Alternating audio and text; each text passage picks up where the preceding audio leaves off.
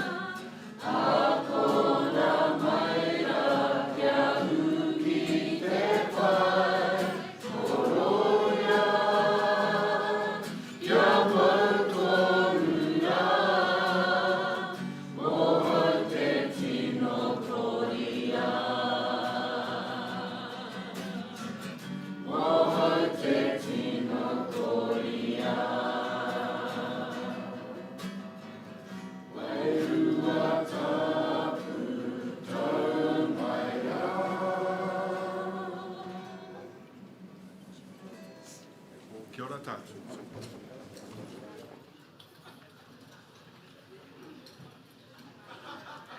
Kia ora koutou, thank you for that matua. Just a couple of housekeeping matters for us before we start. The conference book will be going around, it's up the front here, for observers and delegates to sign. It's a brand new book, so it's the first start of 2023, so we've got that book for the next 20 years, so please be nice to it. We're doing a seating plan for the top table. Our field service are going around right now. Please stay in your same seat for the duration of the conference. It makes it a lot easier for us to know who you are. Before we break for lunch, no, I'll ignore that one because I'm supposed to read that before lunch. Just a quick reminder though about speaking, any amendments, seconders, please state your name and region. It's very important for the minutes. We know who is moving, seconding, speaking, etc. Just a reminder about general business. Any items for general business with a mover and a seconder written to myself or Kirsty by the end of lunch today. You should have your conference bingo cards on your table. You get a bingo if you complete a column on your bingo card. Please don't yell out bingo if you get a bingo, especially if there's a guest speaker.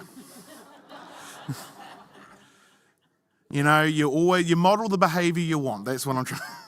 First person to genuinely complete the bingo, please go see Mr. Michael Cabral-Terry to get your prize. It's not a big prize. This is conference bingo, not actual bingo. So we're going to move on to the first paper. So I ask Luke and Michael to come in, the policy on teaching with digital technologies.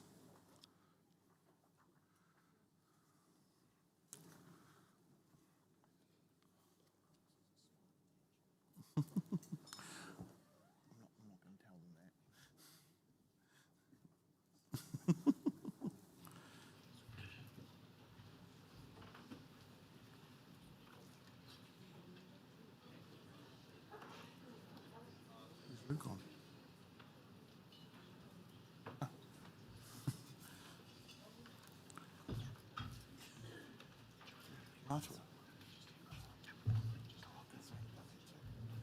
we got through that gap. Morena koutou. New technologies bring with them changes, and those changes are difficult to predict. and they have unpredictable effects on our society and on our world. In the early days of the internet, many people thought that it would lead to a utopian democratization of information, that the truth would rise up to the top, that we'd all be able to have our say, and we'd end up a more informed and connected society. I think with a couple of decades since then, we've all realized some of the problems that have emerged, particularly on social media, where you see disinformation, fake news, and just an increasing amount of division. But that's not to say that there haven't been positive aspects to the internet as well. What I'm saying is that you can't predict the outcomes of a technology when it's new. I don't think Alexander Graham Bell would have been able to predict that his invention was going to lead to telemarketers interrupting us during our dinner times. You can't predict what's coming. And that's what I'm here to talk to you about today. How are we as a union, how are we as a teaching profession going to respond to some of the emerging technological changes that are coming and the way that they are going to impact our education system? We can't predict their exact trajectory, but we can work to make sure that we are doing everything we can to keep our values in line with that. So what is generative AI? You'll see this mentioned in Rec 2, where it notes that that's one of the things that this paper is talking about. For those of you who don't know, generative AI refers to a method of technology where it gets in a huge amount of data, and then it looks at and processes that, tries to see the patterns within it, and then uses that to output information in a way that mimics the input. So the most well-known example of this is ChatGPT, which for many of us last year was when that started to get into our minds, or earlier this year. So with ChatGPT, for those who don't know, you can give it a prompt, something like, write me an email to quit my job, or how would Game of Thrones have ended differently if Tyrion Lannister had a motorbike? It will then give you a response which most of the time mimics what you want. So in this case, an email to your boss, or a script for a new version of Game of Thrones. There's other alternatives to ChatGPT, of course, and there are other programs that can output different types of information, so you can get images back that match a particular input. One challenge I do want to give to members here today is to resist the temptation to use ChatGPT to give you a speech to write. I can tell you that neither me and Mikey have done that, and I'd encourage you to do the same. There have been some changes to the recommendations, which I will go through later. For now, I want to talk about what is now Rec 6, which talks about the opportunities and the risks that come with this kind of technology. There's a whole Pandora's box of issues that come from generative AI. If you look at the input data side of things, there's issues around copyright and intellectual property. When they're hoovering up all this information from online, have they actually got the permission to be using that? The new Rec 3 talks about, in particular, how that connects in with Te Tiriti and the protection of Māori Tonga. Because, again, when they're just collecting that information online, there's already been some issues coming up around that. There's also problems with the accuracy of the information and any bias that there is within the information. Because these technologies use input, they use data that's already come out. If there's any bias within that data, the bias gets replicated in the output. So one key example of this is when people have used historical policing data from the US that then replicates any bias that there is within that historical policing data, which I'm sure you can imagine some examples of that. So what is now Rec 7 talks about some of these issues a bit more specifically and calls that government action should take those into account. Please don't think that I'm being all doom and gloom here though. There are opportunities and there is exciting potential. What's important and what we're talking about today is how to shape that in a way that works for our education system. You'll have heard some of these claims before, but there's the potential for greater differentiation. If you think about like the difference between spell check and Grammarly to getting something that will give them personalised, individualised feedback. So there's that opportunity for greater differentiation. There's the opportunity to reduce our own workloads when that comes to planning or marking, finding resources and generating resources. But the key word here is potential. It's only potential, and we need to make sure that it happens. It needs to be done in the right way. What we don't want, the last thing we want, is for this new technology to be used as an excuse to cut education budgets, to increase class sizes, to do all kinds of things that will undermine our education system. It's also worth noting here when we're talking about opportunities is that all signs are pointing towards this going to be impacting the workforce that our students go into. So the opportunity as well is for us to be better preparing our students for the workforce that they're heading into. If the Ministry of Education is listening to this speech, and let's be honest, they totally should. They should be listening to all of conference because it's filled with important conversations and important ideas about the future of education. If they are listening, my key messages to them would be, firstly, that this is an area where you need to be proactive, but you need to not rush in. We need to actually consider what the purpose is of these digital tools and technologies that we're considering bringing into our education system. This is the fundamental question that Rec 5 adds. We don't just want to take these on because they're there. We want to think about them, use them in a selective way, rather than just rushing in willy-nilly. The second key message would be that they need to listen to teachers, which is what we always say. They need to listen to teachers.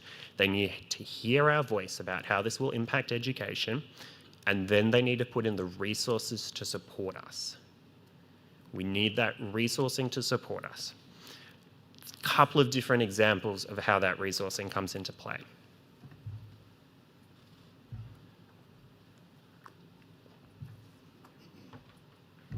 Firstly, probably the biggest one on most people's minds is the question of authenticity of assessment.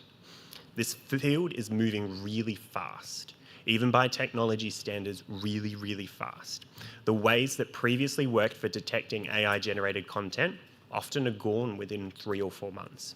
Used to be that one way to tell if a picture was fake was to count the amount of fingers on the hands of people in it, like you're in some kind of folk story where you're trying to spot the changeling. Doesn't work anymore because as soon as that started to be a method people used, they adapted the programs not to do that. Another piece of advice I've heard is to check whether students have used citations and whether they're actually accurate. That works sometimes, but there are new tools that are much better at giving actually proper references. So it's really hard for teachers or anybody to keep up with what is the latest state of play. And if we're using that as a method for the authenticity of our assessment, if we're relying upon individual teachers to know about the latest in the field, then that's just going to make all of our lives harder, but it's also just not going to work. It's not just about the assessment, though, that we need support. It's also about the pedagogy that surrounds it. If we're going to try to realise these opportunities, then we need to support teachers. We need to support all teachers to use these tools effectively as a part of their teaching and learning program. I've seen some great resources, lesson plans, and ideas bouncing around out there, but it needs to be less ad hoc. It needs to be more structured, and it needs to be more robust than just a half-hour slideshow in the staff room one evening. It needs to be proper. This is why the new Rec 9 calls for professional learning and resourcing for teachers. The new Rec 10 calls for policy direction on how this applies to our national qualifications, making life tricky for the people scrolling. Rec 4 calls for research into this area, and Rec 11 talks about one group we can work with on this, EdTech NZ, which is an umbrella organisation for numerous businesses and organisations working in this space.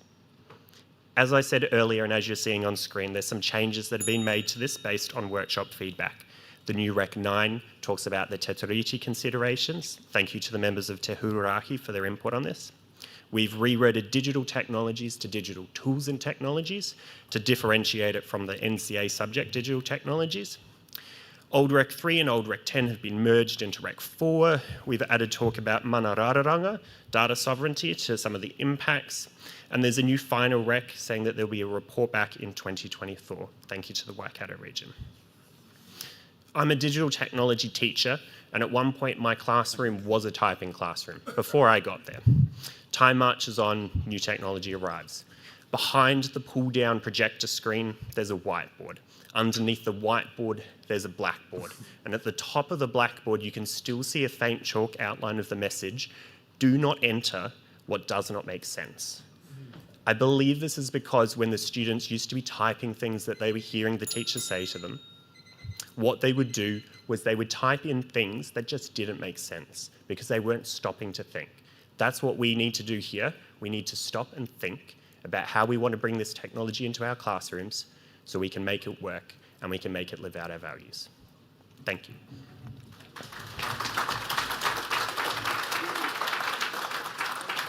Seconder. Reserved. Thank you. Speakers. We don't have the list, so I know Hamish.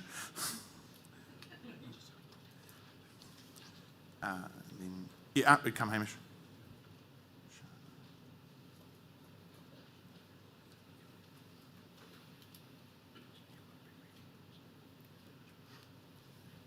Yeah, it should be ready to go. No? Is it on? Oh, there we go. Now it is. Cool.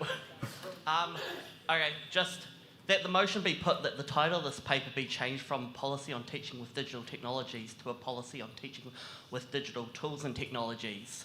We, as discussed... Oh, I have to wait for a seconder, don't I?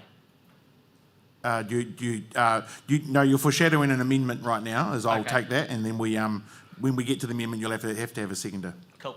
Okay.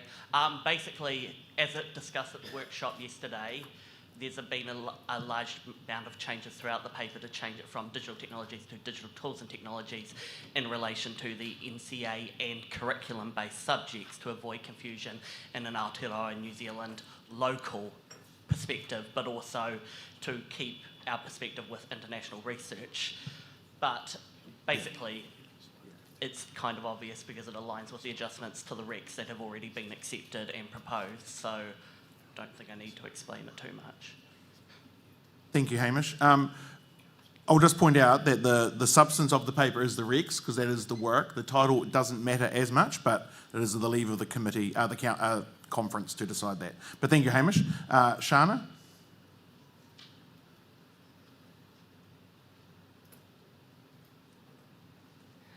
Morena ki a tātai, ko Shana Rape tōku ingoa, he uri ahau no te aroa waka, no mā tātua waka. Kei te tuahau i te taha o te huarahi Māori motu hake, engari he kai ko ahau no tāmaki makaurau. So I'm just going to help you tick off some boxes on your bingo list. This is my first conference. This is my first kōrero at a conference. Tick, tick. But in all seriousness, I'm here to tautoko the rec that was put through for Rec 3. Oh, I've got more boxes for you. I can see it up here. This is great. Sorry. I did some more pondering on Rec 3 last night, and I came up with this to help whānau understand why that's there. I think for the majority of us, we understand that Te Tiriti in Article 2 talks about the protection of Māori taonga. And then the question was, what's Māori taonga? And then I thought to myself, well, that's been the question since day one, has it not? What is Māori taonga?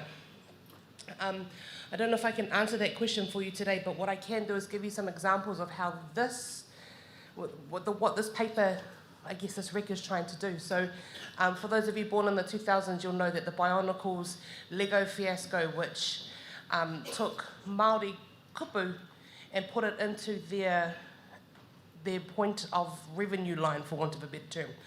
And they were most certainly apologetic, but certainly didn't ask for it at the beginning. So that was probably one of the more internationally well-known uses or misuses, and certainly misappropriation of kaupapa Māori, taonga Māori, kupu Māori.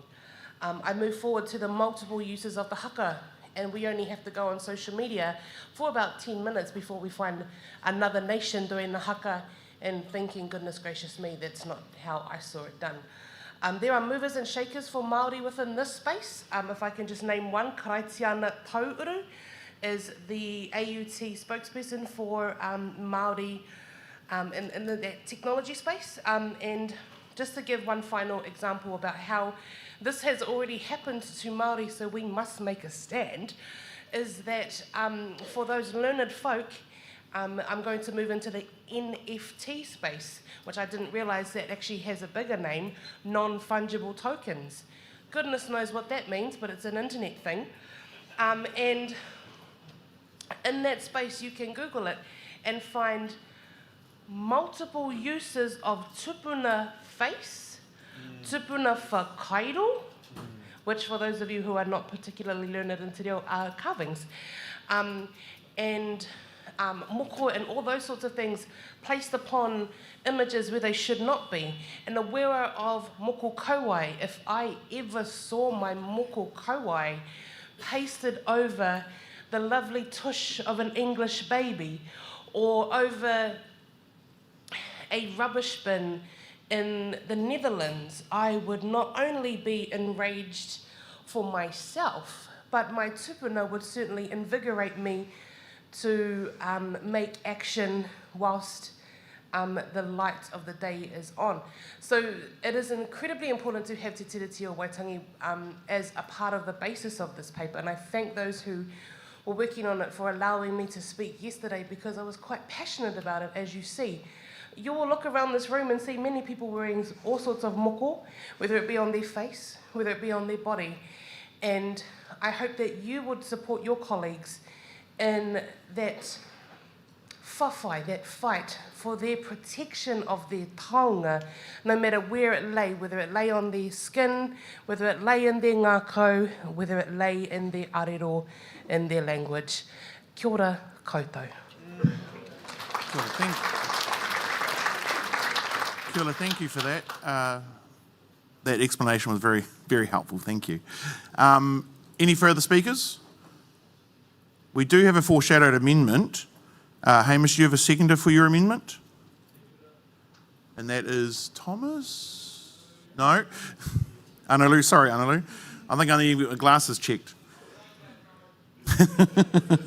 So we have an amendment. Hamish, would you like to talk to your amendment? You think you did? Okay. So just to be clear, is to change the title from a policy for teaching with digital technologies to a policy teaching with digital tools? A policy for teaching with digital tools and technologies. Digital tools and technologies. Thank you. Seconder is reserved. Would you like to speak? Reserved? Awesome. Any speakers to that amendment? Right, being no speakers, we'll put that straight to the vote. All those in favour? Against? Abstentions? That is carried. Fantastic. So being no speakers, further speakers, we'll move to the right of reply, or is the seconder going to indicate? Yep, second is indicated. Morena whānau. You know, for some time now, maybe 20-something years, I've started speeches like this with an apology in Māori. As my tupuna taught me, I'd say, please excuse a boy talking in front of adults. Well, this balding head and salted beard is going to prevent me from calling myself a boy for very long, even ironically. So let me start in its place with aroha mai whānau ki te aku tonu aho. Being old AF, as a kid called me some 22 years ago, has some relevance here. I forget sometimes that I am pretty old. I mean, not like crazy old. I mean, not like dinosaurs and stuff. There were the cars around when I was a kid. But we didn't have phones. And not just mobile phones. I mean, I watched all 3 channels on my black and white 15-inch square TV because we were well flash. And I thought, if only I had a phone that I could chat to my girlfriend with as far as the cord would let me get away from my mum. Man, that would have been so groovy. Then we got one. It was a party line, kids. Don't get too excited. Because with all the advances in technology come unforeseen problems. The phone line was installed. I rang my girlfriend and told her that we should meet up after school and maybe we could practice our French. But just as she hung up, laughter sprang into the headset from my auntie who lived 4 doors down. Yeah, it seemed that I'd yet to understand the pitfalls of this technology, which resulted in me getting moved to a Christian school for boys in Wales. At that school, a new technology had come about, and don't freak out, but without the pre-formulation of thousands of letters and a printing press, you could copy a piece of paper onto another one. Yeah, this machine was called the Bander. For those old folks smiling, you know where this is going. So, you could copy tests and things like that. I know that sounds like magic, but being less than attentive in some of my classes, I was often voluntold to load the ink into the banter while it was going. A job which also had unintended consequences. And that was, it made me as high as a kite. Like, I have lied on every job application. Like, have you ever done drugs? I was so high that I was seeing smells. It was a great technology, but it did have unintended consequences. I'm dyslexic. Although as a young Māori boy in a posh Welsh school, I was labelled lazy and streamed to the point that I had to tutor myself to the grades I needed to go on to the 6th and 7th form. I mention this because as an English teacher, my dyslexia was a real barrier. Not only was reading off my freshly typewritten notes, don't feel sorry for me, I had a posh typewriter, it had the deleting ribbon right in there, yeah? I used to show it off to people, like, I don't know, people would show off their Teslas nowadays. So I can't read my own notes on the page. I can't trust myself to write on the board because, like a lot of neurodiversities, my dyslexia gets worse when under stress. But one day, I got a touch screen whiteboard. Oh yeah, that's right, baby. No more chalk dust. No more blowing your nose at the end of the day and looking like you had said hello to your little friend. But also, there's no press in here, is there? Good, no, we're okay. But also, pre-prepared PowerPoints, which literally changed my personal life, my professional life. Back in early 2007, I was making print media news for evidence. I provide this BBC Internet article.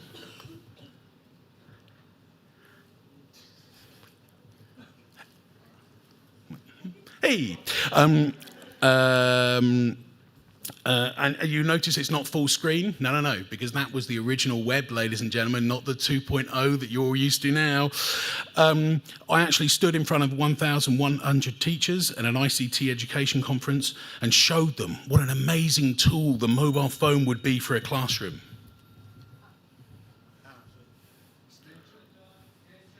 So we've got a motion on the floor, extension of time. So I've got a mover, Simon, and a seconder, I've got Rob Tor at the back. So all those in favour? Aye. Against?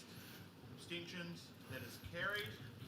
How much time do we need? 3 minutes, I guess. 3 minutes. They had these mobile phones, they had cameras, I said, which means that media departments don't have to buy expensive video cameras anymore. They have calculators, so kids don't have to buy expensive single-use devices for maths. People applauded because we had no idea that in this world, some months later, the first iPhone would be released. I started my speech by apologising for my ignorance, mostly because my tupuna told me to, and because I'm a good mokopuna. But also because life had taught me that technology has beautiful, enabling, life-changing, career-extending qualities, but it also can come with unintended consequences. This is why we're here. This morning, I urge you to vote yes on all the recommendations. Give us the mandate to continue with our constitutional duties of advancing the cause of education generally and of all phases of the secondary and technical education in particular. Sorry, I was told that if I quote the Constitution directly, then Chris has to buy you a beer. No computer ever made will make the bullied child feel safe to walk through your door, knowing that in your room, no one will hurt them. I could think of 100, 1,000 more examples of how teachers are irreplaceable no matter how good the algorithm. But it seems that's not what we're talking about. Teachers' jobs are not going to be lost to the void, to the digital void. But with AI ubiquitous, almost omnipresent, it seems something has to be done to evaluate the impact of it on our workloads, but also in terms of our assessments, on the impact of tikanga Māori, mātauranga Māori, and that is what we're asking of you in a nutshell. We're asking you that you allow the PPTA Te Wehenurua to put pressure on the government and other agencies to get ahead of the impact of this sort of thing on our akonga and kaiako. I'm asking you to vote yes on all the recommendations. Ngā mihi, kia kaha whānau. Kia ora. Just a reminder that there's drinks with dinner, so I think that covers me. So, since there's no further speakers, I'll put all those motions together. Yep. All those in favour? Aye. Against? Abstentions? That is carried.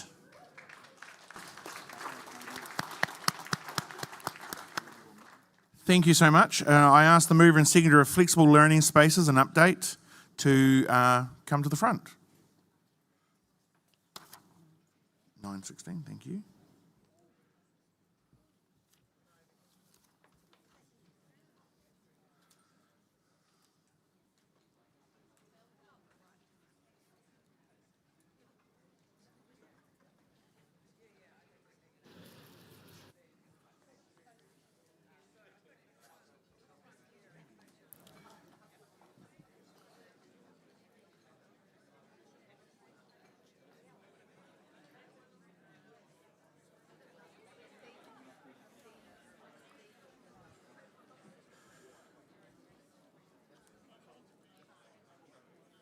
Yeah, 9:17, yes.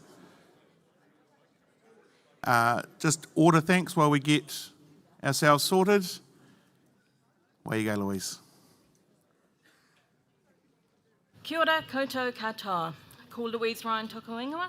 I'm the executive member for Tamaki Makaurau Western Ward, and it is my privilege to be moving this paper, Flexible Learning Spaces, an update.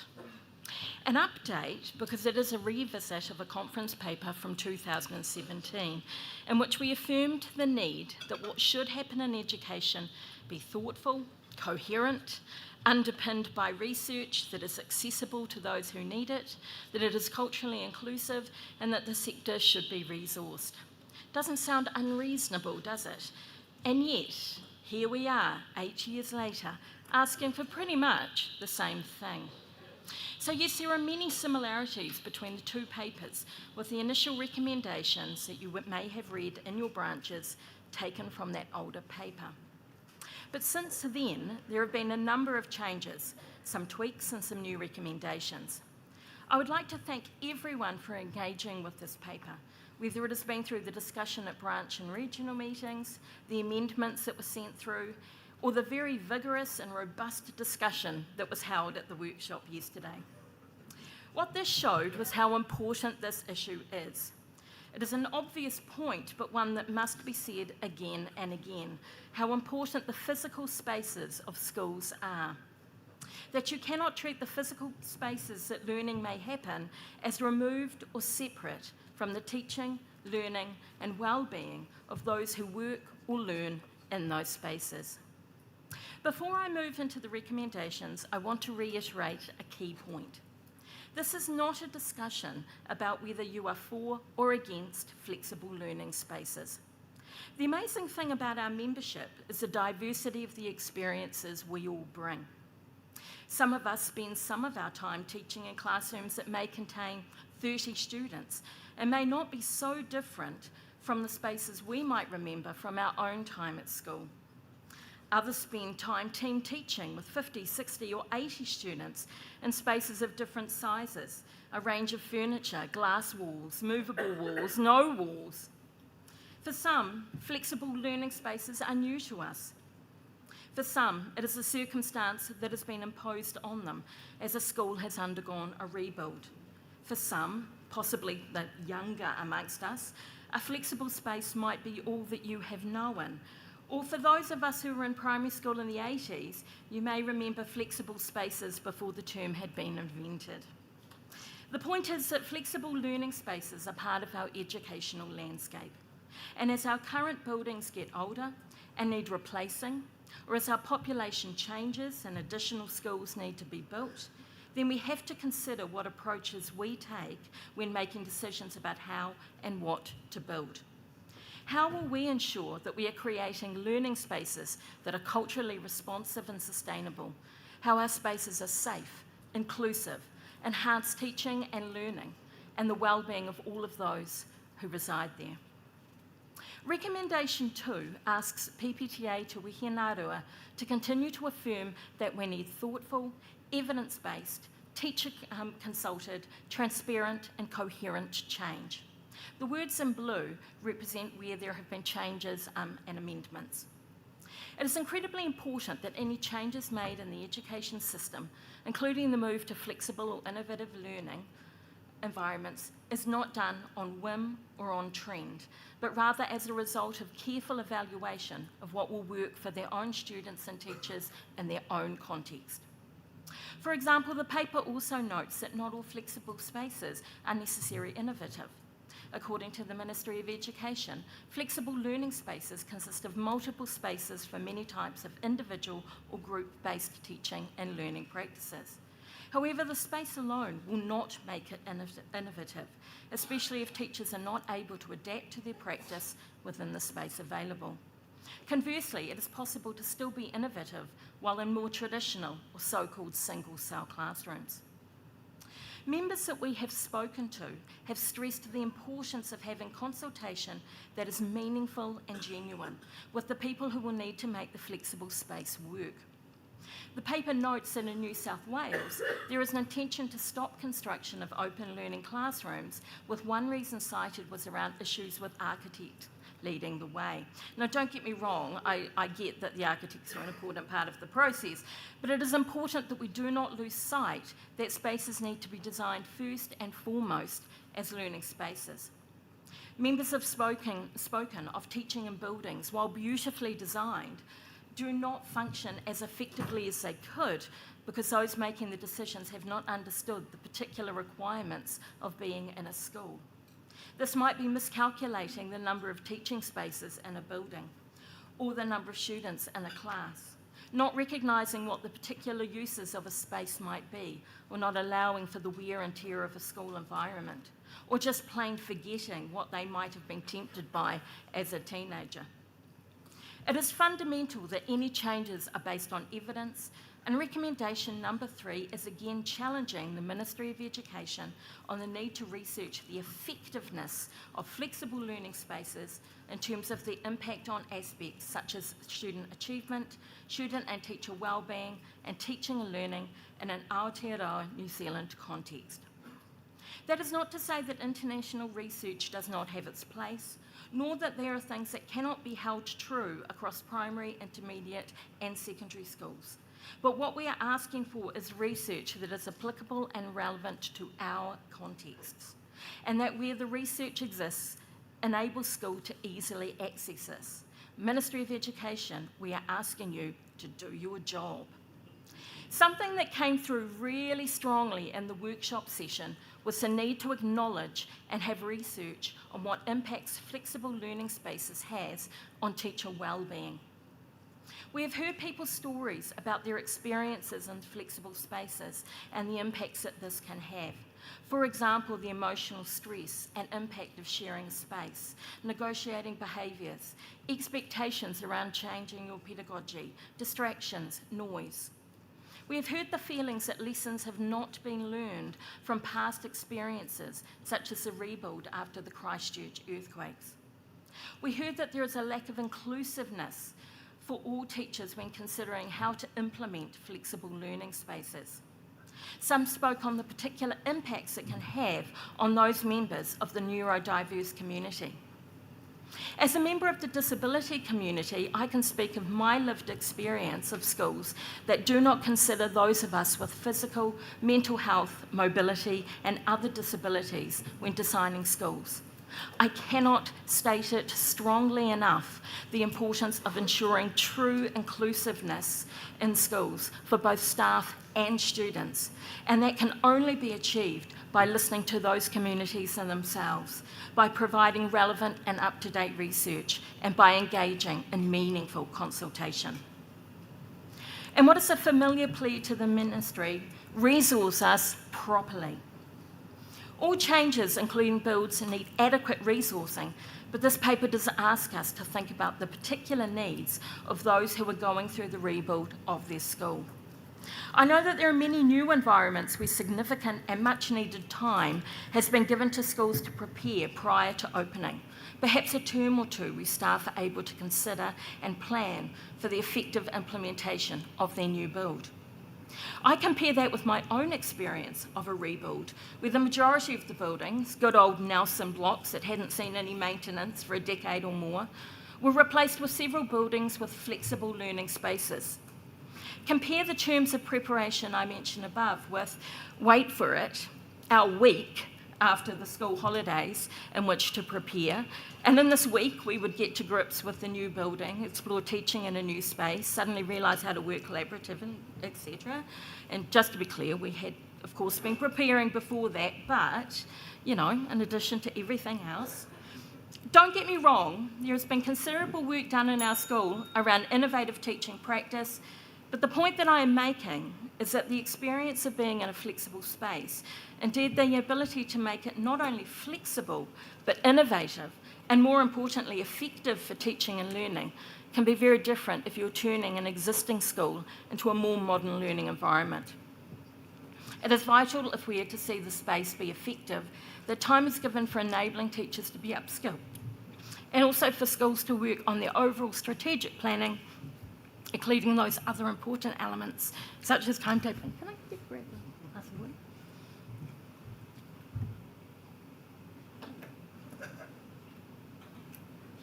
Thank you. It is also important that we do not only offer PLG for the start of the journey, when the paint still smells fresh and everything works. What happens when new staff arrive? What PD is offered to them to ensure that they are able to teach effectively in this space? Sorry, who was that? Tanya. Seconder? I've got Joe Hunter. So we've got an extension of time. All those in favour? Aye. Against? Abstentions? That is carried. 1 minute? 2 minutes? 2 minutes. Recommendation number 5, that PPTA Te Wehenarua advocate for the Ministry of Education to ensure culturally inclusive practices, learning environments and pedagogies embedded in Maturanga Taketake are developed in all areas of education, including the planning and building phase. And I'd like to thank Canterbury Region for their work on this amendment. This paper reinforces the need to hold the Ministry accountable to their commitment to Te Riti by bringing in mana whenua and local communities at all stages. Rather than moving at pace and making superficial consultation, it is important that true and authentic consultation be undertaken to ensure a cultural responsive practice. Similarly, it has been noted in the paper and in workshopping that there is currently inadequate reference to mana whenua and te ao Māori as a part of the educational change management toolkit. We have noted this, and while we did not feel that these changes were in the scope of the paper, it is important that those changes do happen and that branches are supported to persuade Board of Trustees to use the change management tool as part of their development processes. Finally, there is a new recommendation that we establish a flexible learning spaces task force as a vehicle to support the recommendations of this paper. There is a wealth of experience and depth of feeling about this issue, and a task force is a practical way of giving membership voice on this issue. Now again, I want to reiterate this is not a discussion of the pluses and minuses of flexible learning spaces, but rather an acknowledgement about what needs to happen in terms of structural change. I began this moving speech by referencing a paper from 8 years ago. It is frustrating that it feels that there has been such little progress on this issue over that time, when to me and to others, it feels so obvious that any significant changes should undergo a thorough process that is evidence-based, transparent, well-resourced, inclusive and culturally responsive.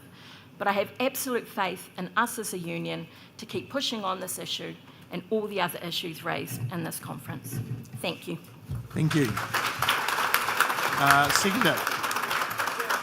Seconder has reserved. So I have Matua Anthony to start, and then I've got Kevin Gregg,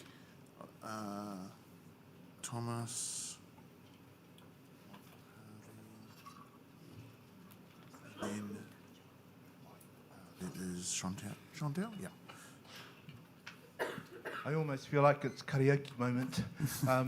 Tēnā koutou katoa, ko Anthony Ewan tāku ingoa, no Porirua ahau, ko te kā ko te reo Māori I Aoteakāre te huarahi and executive. Tēnā koutou katoa.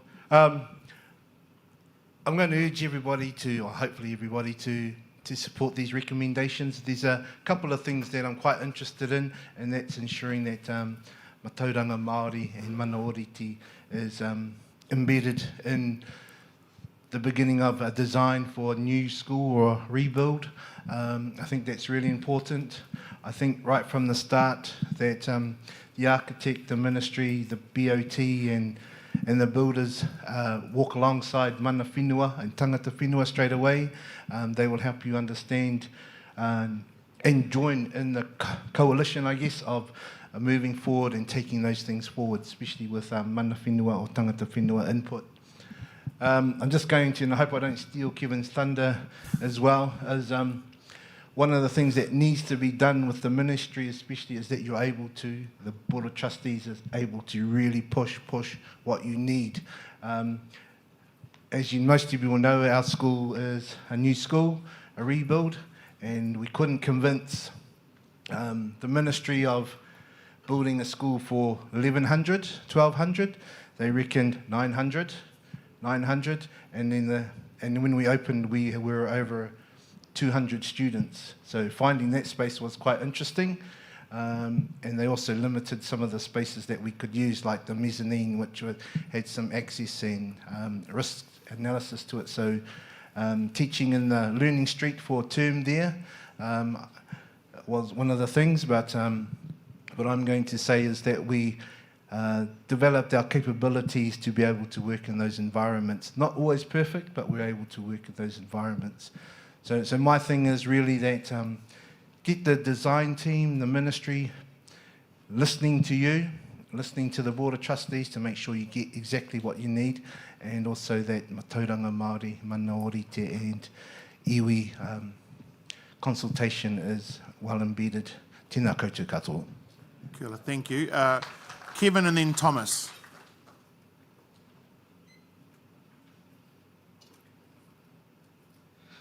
Hi, Kevin Gregg, Wellington Regional Chair.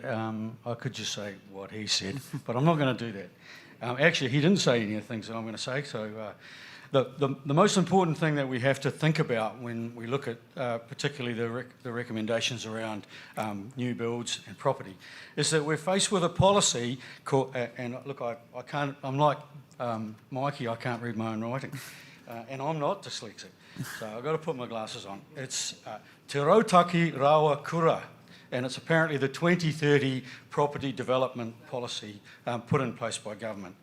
And the problem that we face is that it's totally shackled by the vote system. For those of you who don't know what the vote system is, that's where Cabinet say, this is how much something's going to cost, and you've got to make it happen. So, Cabinet decides on the amount that they're going to spend, and the design is constrained immediately.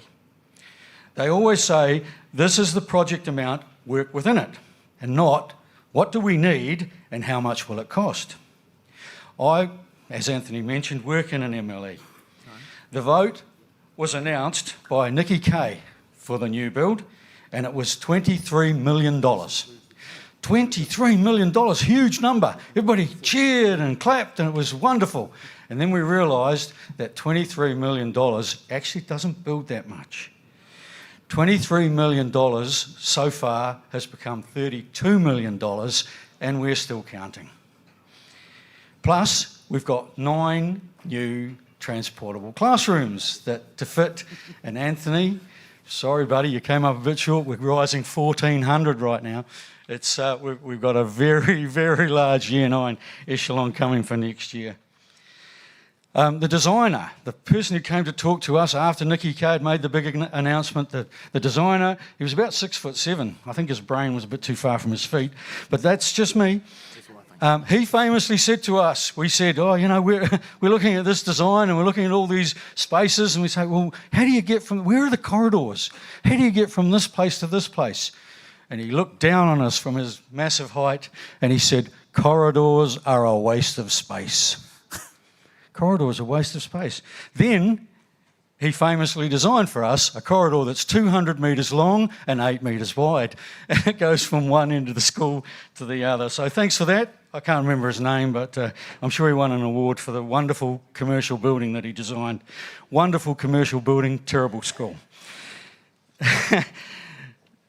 The thing is, we have to look. We have to back this. We really, really do, because this is where they're taking us. This is where because it's cheaper to build buildings with no walls. Walls are expensive. They're building buildings with no walls to save costs, and if that works, that's fine. I'm okay with it. I'm okay with the spaces. I'm getting better with the spaces that I'm working in now. But it's got to be right for everybody. We have to get, somehow or other, we have to find a way to change the policy from the vote system to what we need and how we pay for its system. Thanks a lot. Good, thank you. Thomas.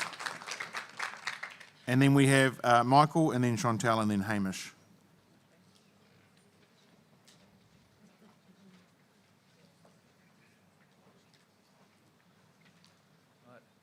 Ko Thomas Newton toku ingoa. I'm from Waitaha. We needed this paper just over a decade ago in Canterbury. When we were hit with the earthquakes, we had major infrastructure damage to a huge number of kura in Canterbury. And the government at the time came in with the purse strings opened, and just like the previous speaker said, we thought 23 million here was a great idea until we put that into actual building.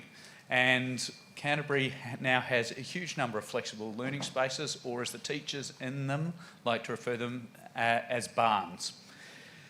Now, I'm not saying barns are a bad idea. Some teachers make fantastic use of them, and some subjects use them extremely well, but not all subjects do, and not all teachers are capable of teaching in them effectively.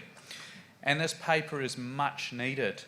We need to ensure that buildings and classroom spaces in New Zealand are fit for purpose and not experimental, unproven designs. For those of you who are used to Canterbury, we've got this beautiful little thing that we get. Kaitahu calls it Te Hau Kai Tangata, or the wind that devours people, otherwise known as the nor'wester. Now, we've got a beautiful multi-million-dollar building at the kura I teach at, but it is self-regulating. So that means it keeps it's supposed to keep an ideal temperature. Unfortunately, that doesn't happen in real life, and when we get the wind that devours our students through and the temperatures push up to 35 degrees, those classrooms get to about 40 degrees. And the building automatically opens all its windows to let the nor'wester tear through. And if you think Year 10 students are bad last period on a Friday, add in the nor'wester. So thank you so much to you fantastic people who developed this paper and for the mahi last night. We think it's long overdue, and Canterbury region fully supports this paper. Thank you. Thank you, Thomas. Michael. So, tina koto, PPTA whānau. Just a quick comment. So, basically, the Marlborough region, so we've got a co-location occurring. It was supposed to have happened in 2022, 2, still going on, so maybe 2050 it'll be built. But this is why it's kind of relevant to the Marlborough region in particular, and the critical importance of research-informed decision-making with modern learning environments to improve student outcomes. So this is the reason why we are going to be supporting this particular paper. That's it. Cool, thank you. Chantal.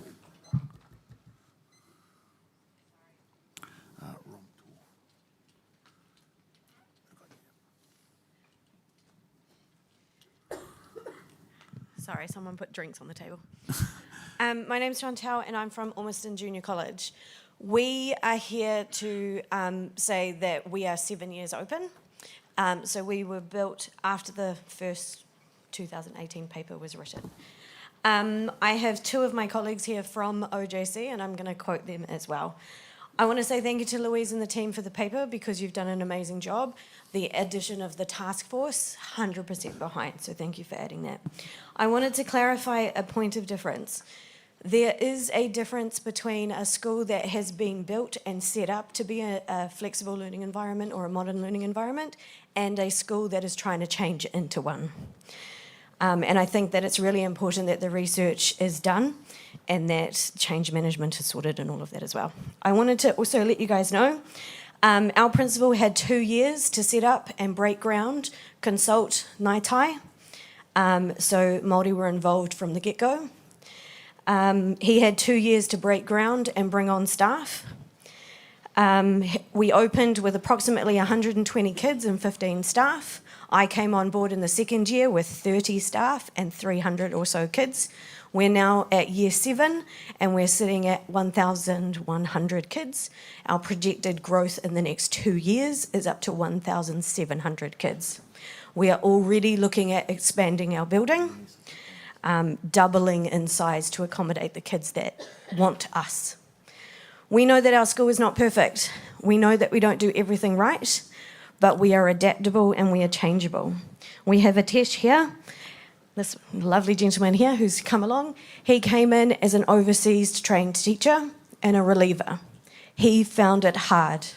He asked the kids, what do I do? The kids helped him.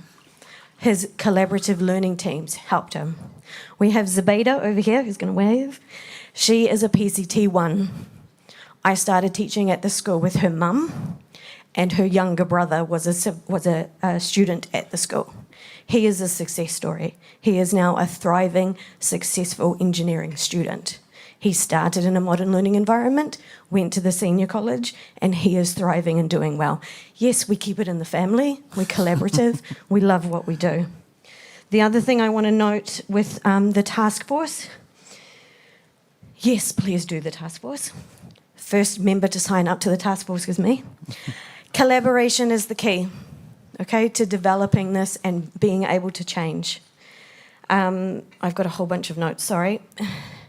Consistency and being adaptable, and that's teachers coming into this environment as well, is needed.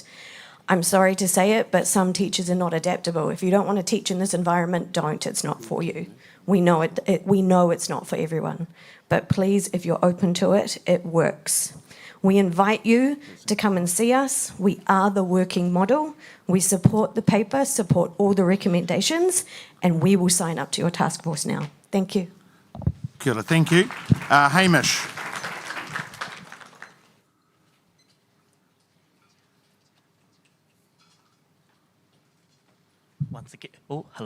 Once again, that the motion be put, Rec 2 be amended from that PPTA to Wehingaroa continues to affirm that we welcome thoughtful, evidence-based, teacher-consulted, transparent and coherent change in secondary schools, to where it says coherent environmental and structural change, because we feel that at this moment the paper's rec goes too broad and it removes from the specificity of the paper. You could currently use Rec 2 to justify restorative versus punitive, local curriculum, the NCA change refresh, the curriculum refresh, the reform of vocational education.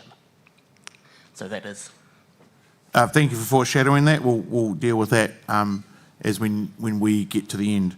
We'll move on to Simon, and Simon will be the last speaker on this in this section, and then we'll move on to the report, and then we'll come back to it. Tēnā koutou, haumana hirini te awa kairangi. Yeah, we appreciate this paper as well, because it does state teacher consulted as well. Many of us who are working in schools now that are going through redevelopment, we're experiencing what consult looks like, and it's not really consulted. It's they're not waiting for us to, they're not waiting for our agreement. And if we do have contrary views, we seem to be brushed off. Principals, little kingdoms of themselves, so they like to push through stuff. So this will give us some backup in, pushing back against those types of people. There was one thing that I don't know if it's relevant. It is relevant to the paper. I don't know if it's something that we should also think about. I know that the most ecologically sustainable buildings in Aotearoa have all been done by Māori, and that's Tūhoi with their tribal building, in Ruatoki, it's Te Whare Wānanga o Raukawa with their buildings, and now it's the Living Pā here at Te Herenga Waka. And they've taken up the Living Challenge. Now we're going through a rebuild, and we've already had one of our buildings knocked down, and you want to see some of the stuff that was in that building. They just brought in a digger, knocked it down, and there was some craftsmanship in that building from the 50s and 60s, and with native timber. And all it was just knocked down. I know in the Living Challenge, they have to take apart, count the nails and all of that, and set aside the woods and stuff like that. What I'm talking about is basically we're wasting a lot of the material and just going to landfill in a lot of our rebuilds as well, and we don't seem to be thinking about that aspect of all of this as well. Tēnā koutou. Kia ora, thank you. So we're going to stop this paper here and move on to, and we'll come back to it. So those who are still on the speaking list, I've got Rob, Tor, Vanessa and Marcel, and we've got a foreshadowed amendment. We'll deal with those at a later point. So I'll ask Tanya and you can just sit there, Louise. Ask Tanya to come up.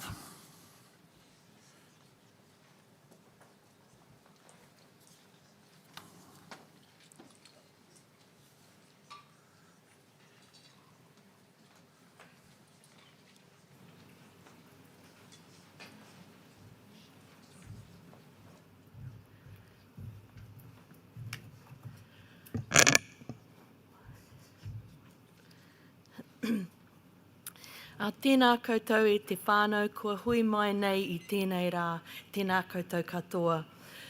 Ko Tania Ray tōku ingoa. RAS, SEGs, TODs, LITNUMs, NIFs, ROVs, LAOs. These acronyms, when spoken within the hearing of a New Zealand teacher, suck the light from their eyes and the spring from their step. For these represent an insane amount of work on top of an already unsustainable workload. Since December 2018, when this journey began, NZ PPTA Te Wehenga has been monitoring its progress, listening to our members' experiences, and then representing the voices of the membership, questioning when changes and timelines were not thoughtful and coherent, advocating for quality resources and professional learning opportunities that are both relevant and accessible and which provide outcomes that meet the needs of our ākonga, and finally, making visible the significant work and workload carried by teachers and schools. Trying to keep up with the constantly changing landscape of this process can be overwhelming, and we can find ourselves asking if this refresh and review are really worth it. At this point, it's often useful to reflect on the why. So settle in, here comes a brief look at how we got here. Between 2002 and 2004, over 20 years ago, the NCA system replaced school certificate, sixth form certificate, university entrance and bursary. The new system was seen as a vast improvement over the previous exam-based system, as it allowed students to gain recognition for what they knew rather than being punished for what they didn't know. It also recognised a much wider range of learning than the previous system, which was dominated by university requirements. So a vast improvement? Yes.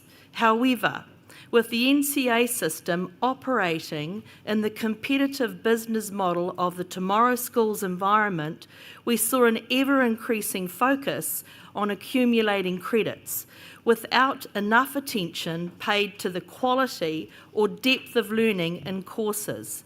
Students were being over-assessed, and the workload on teachers was unacceptable and unsustainable. In 2012, 10 years later, these issues already present in the system were compounded by the national government's Better Public Service target, which aimed for 85% of all young people to achieve NCA Level 2 by 2017. This incentivised schools and students to accumulate credits by any means, and also gave a measure by which communities could assess the success of a school. All very nasty stuff. So, in 2018, when it was announced by the then Minister of Education, Chris Hipkins, that there would be a review of the NCA system, there was hope for an opportunity to bring the curriculum to the forefront of teaching and learning, to address equity and parity issues, teacher and student workload issues, and to ensure the standards were fit for purpose for today's context and into the future. The ensuing 5 years have seen the refresh and review ambushed by events out of everyone's control, the most damaging one being the global pandemic COVID-19 and the lockdowns of 2020 and 2021. Trying to grasp what the changes mean, keep up to date with where it was at, and give feedback in a timely fashion in a COVID-19 environment has felt a lot like trying to land an eel on the bank of the river. Just when you think you have a hold of it, it twists and slips out of your grip. Some of the confusion and poor coherence can be attributed to a lack of alignment between the refreshed curriculum and the changes to the NCA standards. The new progression-focused rather than outcomes-focused curriculum, with levels and achievement objectives organised into 5 phases of learning, was being developed after new assessment standards had been written. Weren't the changes meant to bring the curriculum to the forefront? This seemed a bit like putting the cart before the horse. This is where we found ourselves at last year's conference, where we called for a pause on the review of achievement standards, both in terms of development and implementation, to allow for curriculum alignment and for the next few years to focus on mana orete mō te mātauranga Māori, cultural responsiveness, literacy and numeracy, and localised curriculum in the existing teaching, learning and assessment programs. In the latter months of 2022, before she went on medical leave, our President, Melanie Webber, was relentless in advocating for this pause. And the 19th of April 2023 government announcement about delaying the implementation of NCA levels 2 and 3 and for the provision of the 2-year transitional period for literacy and numeracy co-requisites can on the whole be attributed largely to her efforts. Mel gaffed that eel and she wrestled it to the bank. Ngā mihi nui, Mel, kei te wāhine tō koe. PPTA, te Wehengarua executive and staff, continue to represent our voices, question poorly thought out change, advocate for quality resources and PD, and make visible the work and workload carried by teachers. What can we do to support our union's efforts? We can fill out those PPTA surveys, say how it is for us on this journey, and allow our voices to inform our association's advocacy work. We can also email our very own PPTA Advisory Officer, Dr. Adele Scott, directly and tell her what is going on in our schools and regions with regard to the curriculum refresh and review of achievement standards. Sometimes it can all feel just a bit too big to be able to make a difference when there are so many moving parts spinning in all directions. So I want to leave you with a whakatauki that tells us, although numbers or resources may be small, like the mokoroa, it is possible to achieve great tasks and achievements. He iti te mokoroa, nāna I kati te kāhikatia. Nō reira, tēnā koutou, tēnā tātou katoa.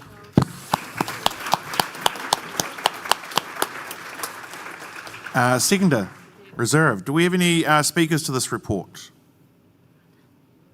Oh, stunned silence. Fantastic. Thank you. Yeah, you can, yep. Thank you, that's all done then.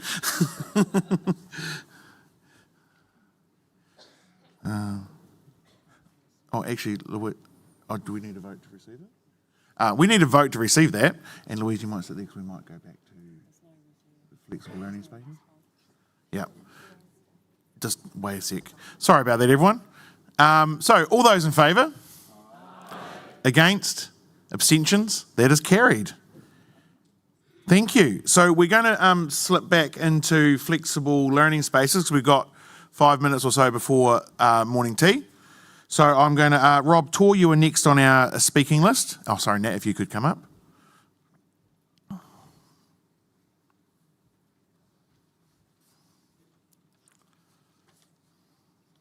Wonder if you'll just put those recs back up, please. Thank you. Rob Tor, Waikato region. We'd like to foreshadow an amendment to rec number 5 that PPTA Te Wenegarua advocate for the Ministry of Education to ensure culturally inclusive practices, learning environments and pedagogies enabled in Mātauranga Takitaki are developed, and the foreshadowed amendment comes in here in consultation with all stakeholders. I don't know if you've ever not been consulted. I think my wife does it on a regular basis. But knowing me, she's actually correct. Many years ago, I was part of a rebuild of a tech centre. Man, I was excited. This was going to be the best thing out. Got to the consultation phase, it was kind of set in concrete what was going to happen. We'll do this, we'll do this, we'll do this, we'll do this. Consultation with local iwi? 0. Consultation with parents? 0. Excitement for the Board of Trustees? Sure. Worked out? Consultation? What a sham. Built, yes. Smaller, yes. Lack of thought, yes. And you know what? Teachers, my colleagues, made it work. What a disappointment. New, however, comma, ... I don't ever want to see this happen again. Buildings cost big bucks, right? So let's get it right. And therefore, we foreshadowed this amendment to include the words in consultation with all stakeholders. Thank you. Rob, I think the mover may want to say something about that, if they're going to accept that or not. Yep, so the mover and seconder have indicated they'll accept that amendment. Thank you. Kate, sorry, I got, is the next speaker.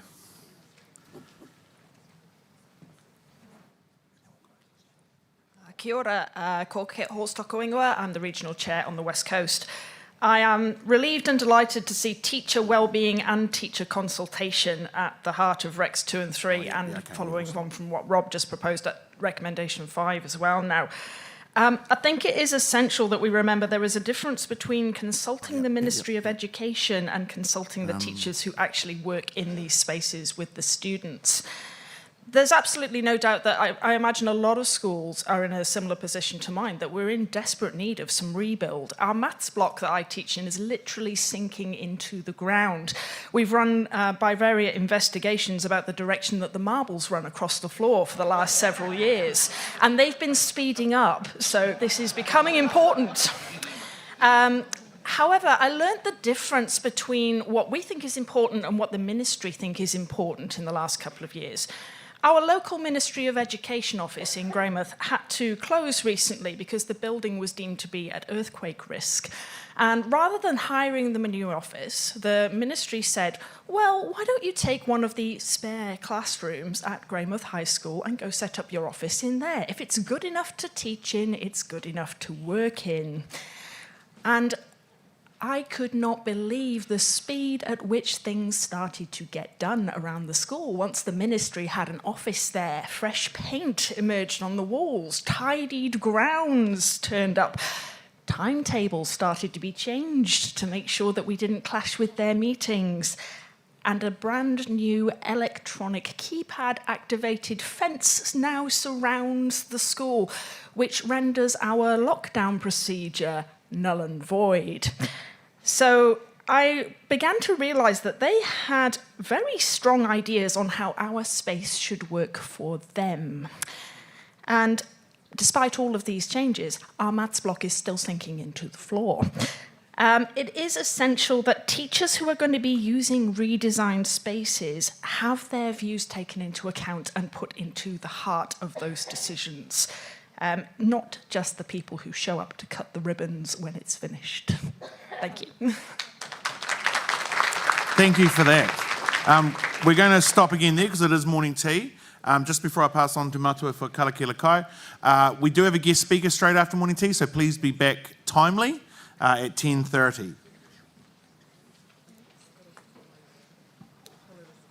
Karakia ki te kai, whakapainga a ihoa a mātou kai, hei oranga mō mātou tīnana, whangaia hoki o mātou wairua ki te taro o te oranga tonutanga, ko te tama kōtahi tō mātou kai whakaora ake āmini.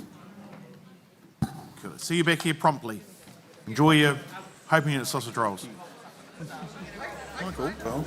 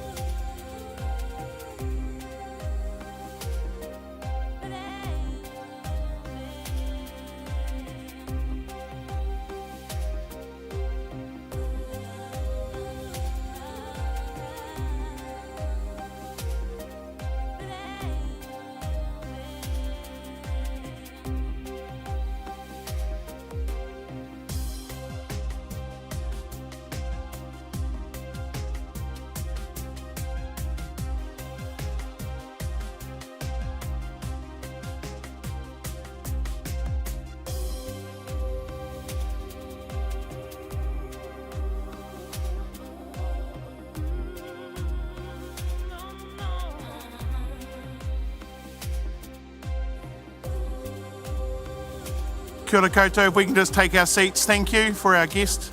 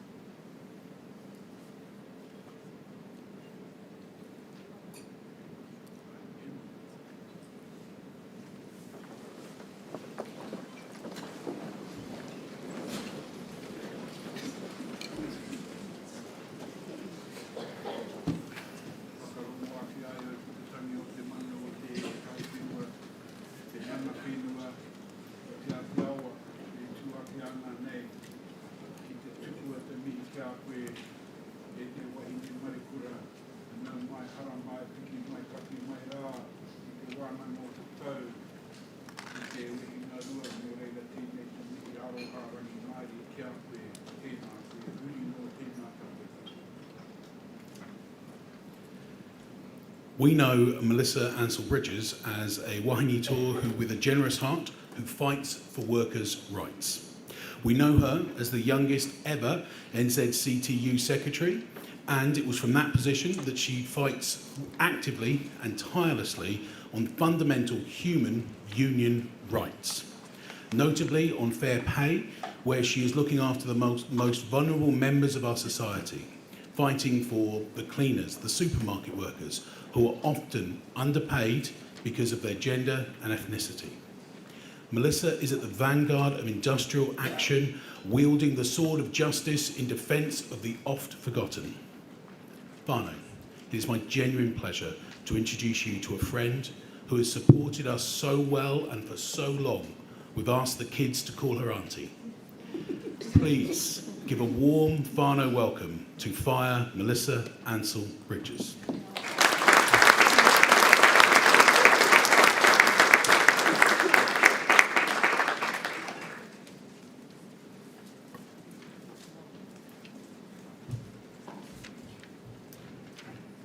Tēnā koutou katoa.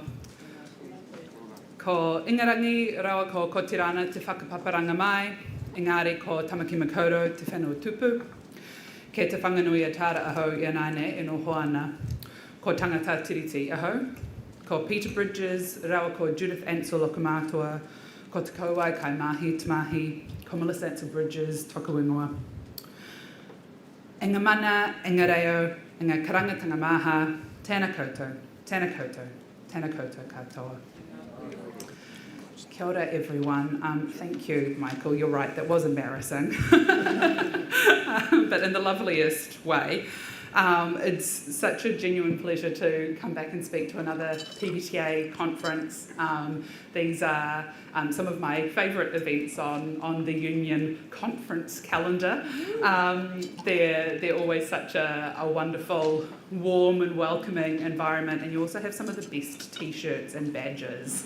And I go to quite a few conferences, so I feel like I'm in a pretty good position to say that, so well done. Also, last time I came and spoke, partway through, someone stood up and shouted bingo, and I had no idea what that was about.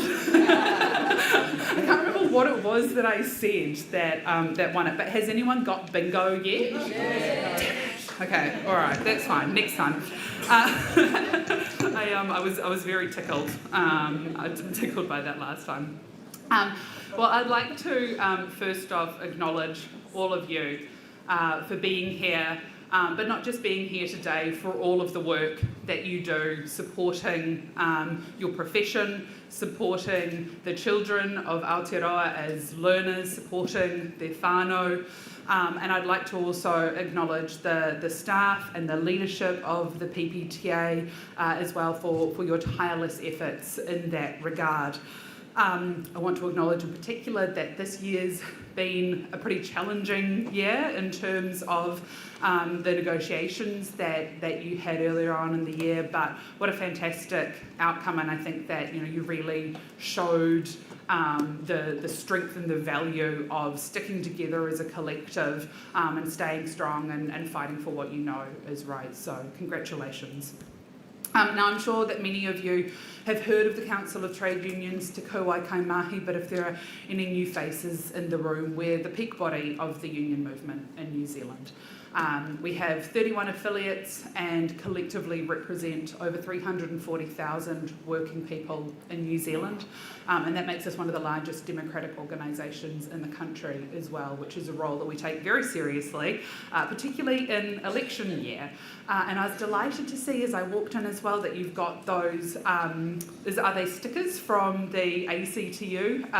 Their election for that referendum is on the same day as our election as well, and it's hugely significant. I was over in Australia not that long ago.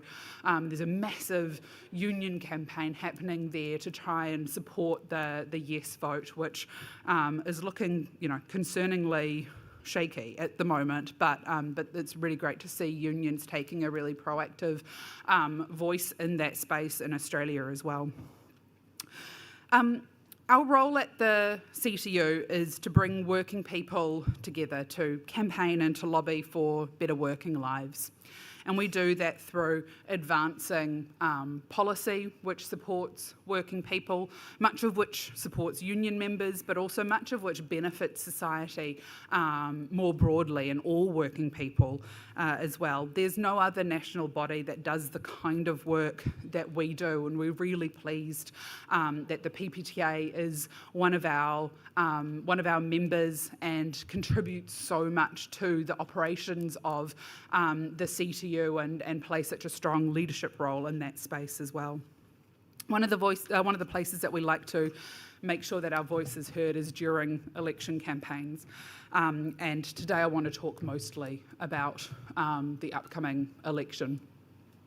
In part because it's entirely dominating my thinking right now, and I'm sure that it's at the forefront of many people's minds here as well, but also because this is one of the most important elections ever for working people, possibly ever.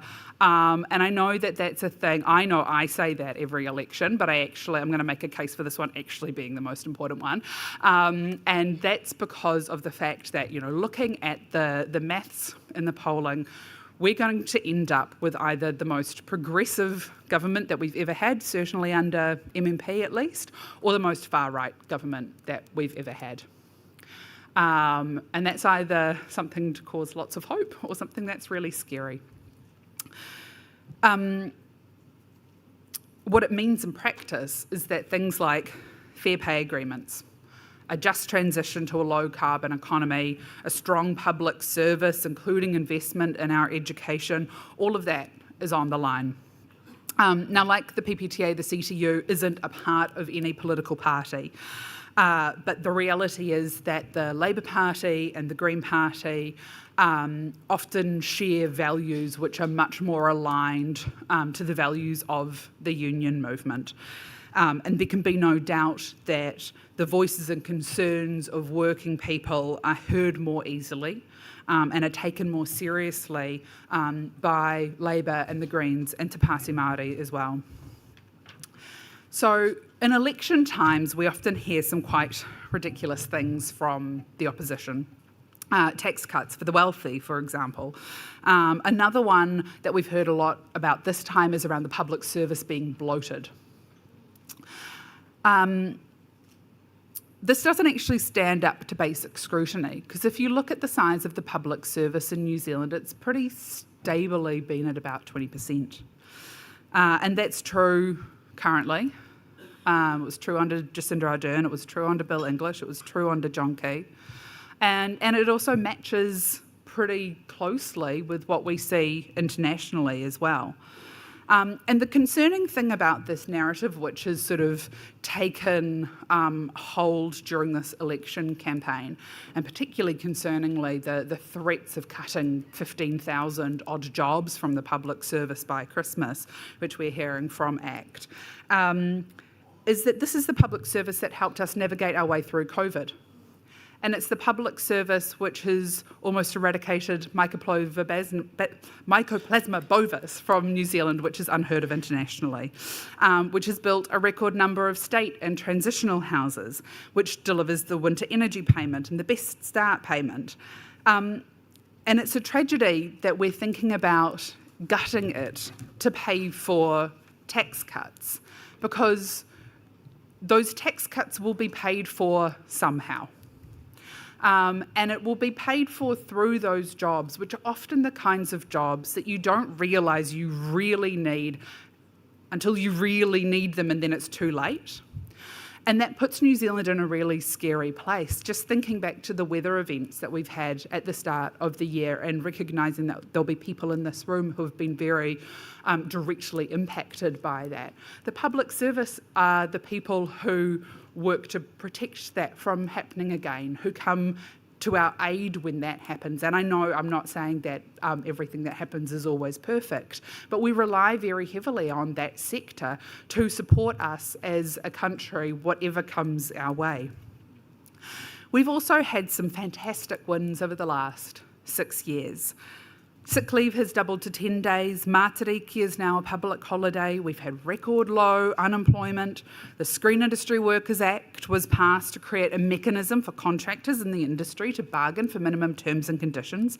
Public service contractors are paid the living wage. Leave is now available to support victims of domestic violence. The minimum wage has continued to rise. Paid parental leave has been extended to 26 weeks, and thousands of people have been supported with the training incentives allowance, and I could go on and on. I also want to highlight in particular some of the advances which have been made in the pay equity space. Over 150,000 working people have had pay corrections because of the pay equity system in New Zealand, and on average those are coming out as just over 30%, which is a significant pay correction. It's not a pay rise, it's a correction. And it's bittersweet in a way, because it's fantastic that those corrections have been made, but it's also tragic that those working people have gone as long as they have, being undervalued for the work that they do. Now, women are still not paid equally for our work, and obviously we should be. The national gender pay gap in 2022 was 9.2%. And obviously that has decreased, that's fallen from 13.1 in 2017, but it's obviously still too large. So we need to keep working on the pay equity work that is undergoing, because although over 150,000 people have received those corrections already, there's even more people than that who are currently covered by claims which are making their way through that process. And we need to know that the government's going to adequately fund those settlements as they keep happening, because we shouldn't be having to wait for the years and years that it's taking currently for those claims to be settled. The cost of living crisis has also been a major theme this election. One solution to that crisis is to raise wages across the board, and that's where fair pay agreements come in. Fair pay agreements are a great opportunity for working people in New Zealand. In fact, they are the most significant change to our employment relations that's been made in a generation. They'll provide minimum terms and conditions across whole industries, regardless of employer or location. And an example of where we see fair pay agreements being really beneficial is lifting the wages and improving the conditions of some of our lowest paid workers. It's people like cleaners, like supermarket workers, security guards, those working in hospitality.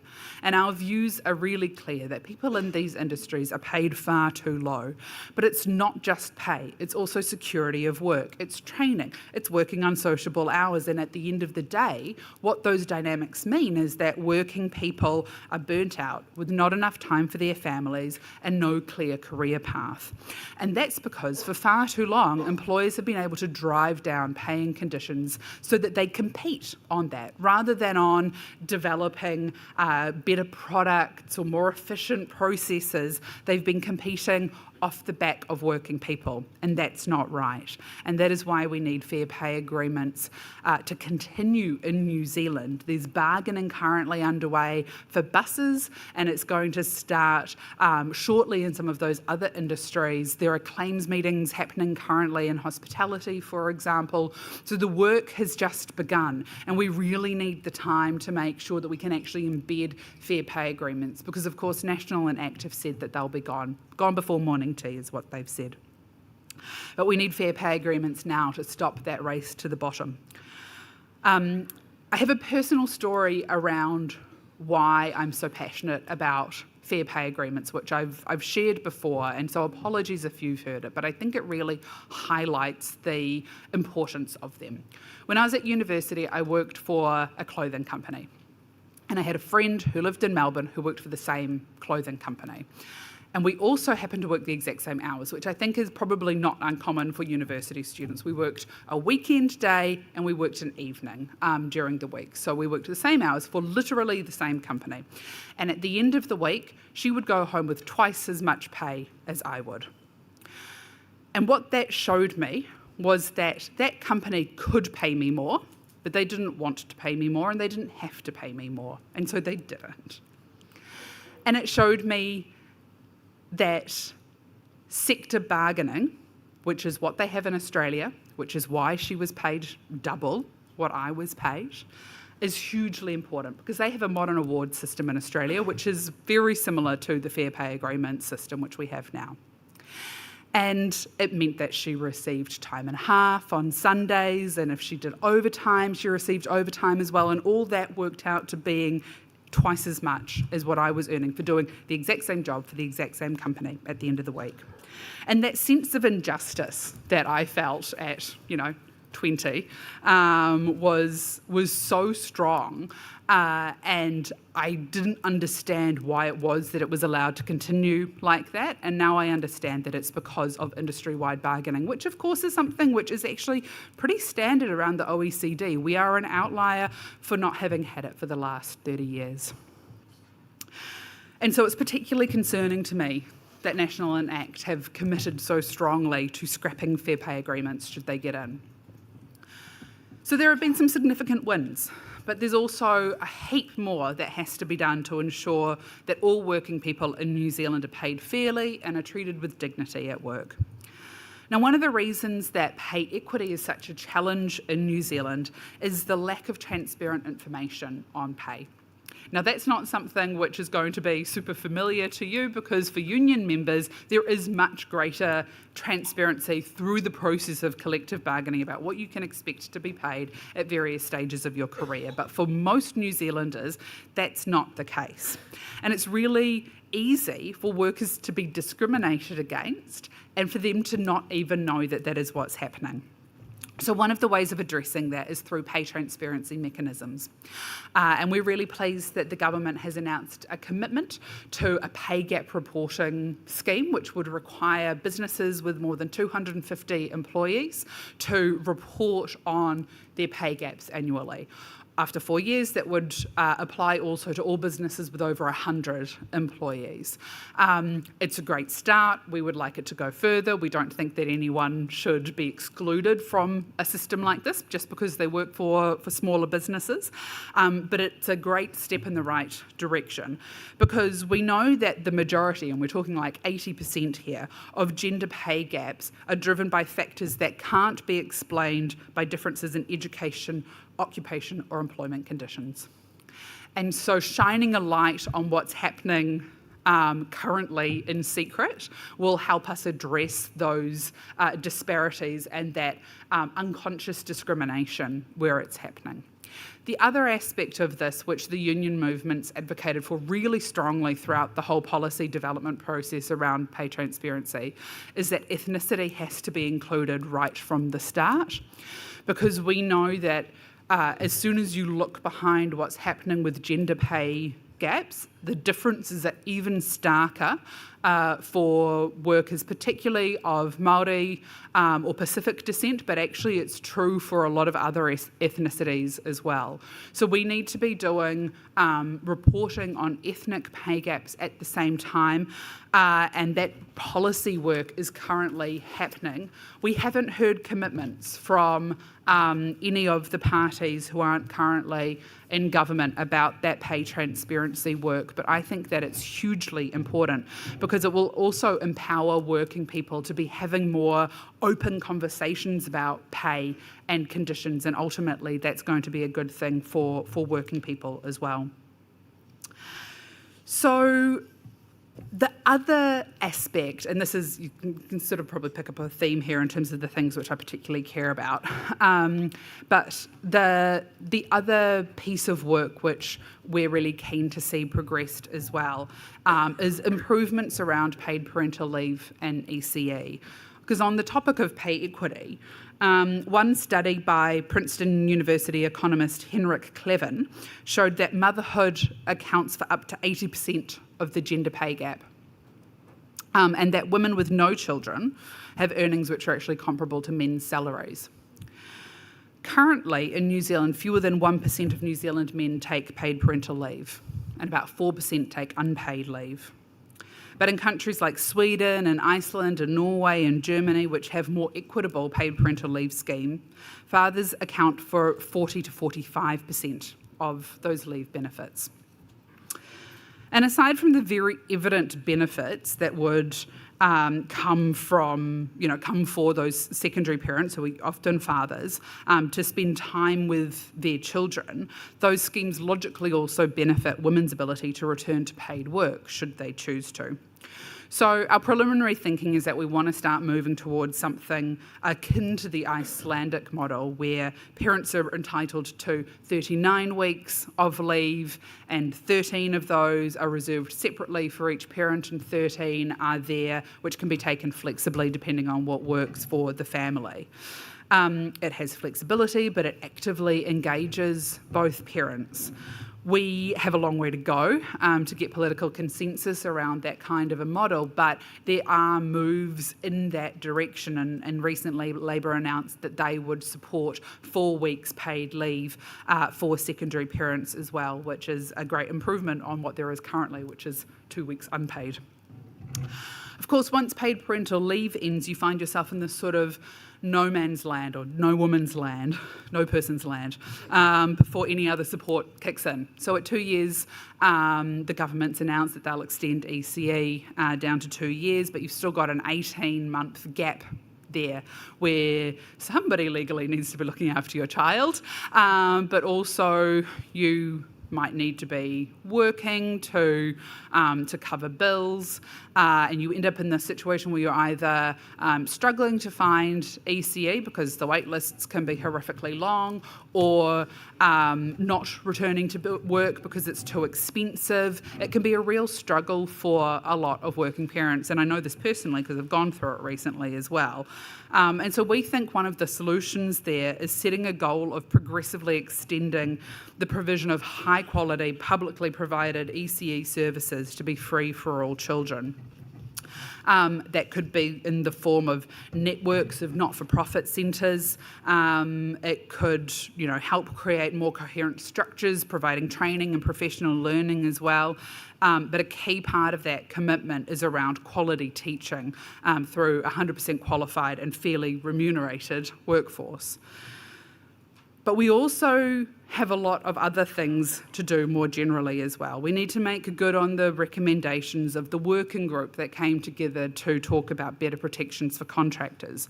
We need to ratify C190, which is the ILO Convention on the prevention of violence and harassment in the workplace. We need to adequately fund WorkSafe and our labour inspectorate so that they can properly do their jobs. We need to invest in just transitions so that we can future-proof our economies in the climate crisis and in the face of developing technology as well.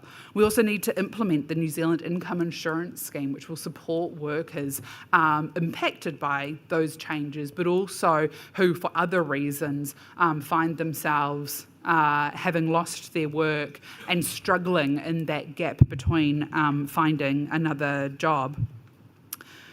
We all believe that people should be at the heart of what we do, that we can and we must continually aspire to do better.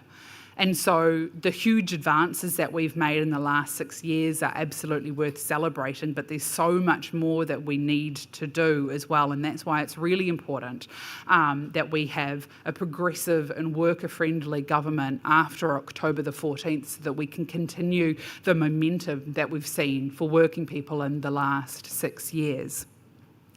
We want to create communities and a country and a world which is just and equitable and inclusive, where we stand shoulder to shoulder with each other in solidarity, and where our needs for housing and health and food and education and security are all met. But also where, beyond those things which we need to survive, a world where we have access to decent work, where community and the environment and te tiriti are honoured and given the opportunity to thrive, a world where we have time and energy and resource to enjoy the things which make life worth living, things like friends and families and art and hobbies and recreation. There's a well-known slogan in the union movement, used particularly by women's groups, which became a poem by James Oppenheimer and then a song, and it captures this concept perfectly for me. It's the idea of bread and roses. A line from Oppenheimer's poem reads, "Hearts starve as well as bodies. Give us bread, but give us roses." And you can take the roses literally, and sometimes as an amateur but enthusiastic rose gardener I do, but they also represent everything else that's good in life. That's more than just scraping by to survive, the bread on our tables. There's such momentum for working people currently, but there's so much more to do. You know that, and that's why you're here, why you're a part of the union movement, why you dedicate so much time and commitment, both professionally in your careers as teachers, but also as union members and delegates. So thank you so much for being here today and for the work that you do in your schools and communities, and for your commitment to working in union for a better world. I look forward to continuing to work alongside you for a better, fairer Aotearoa for all. Kia ora koutou.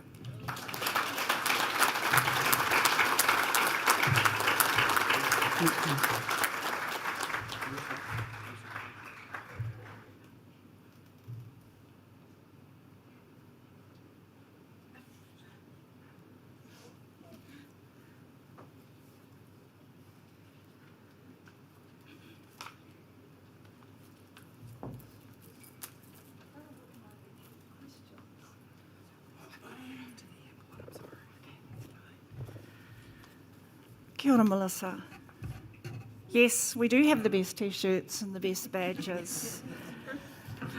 Don't tell the other unions I said that. I'll get in trouble. Sticking together as a collective is our easy default mechanism as a union. We do that easily. This is our strength, and this is what we're good at. You are the largest democratic union counterpart for us. CTU bring working people together, and PPTA are proud to be an affiliate and member and to be working alongside CTU. Thank you for the mahi that you do. And thank you for pay equity, which is very significant. Although 9.2% is a win, there's always room for increase. You call it significant pay correction, and it's exactly that. We echo your sentiment. Working people in their unions have the ability to make New Zealand a better place and work, and also to work more broadly within society. Fair payment agreements, increase in sick leave, and for me, bread and roses rings familiar. Please join me in acknowledging the pleasure we have had of having our sister here from CTU join us today. Thank you.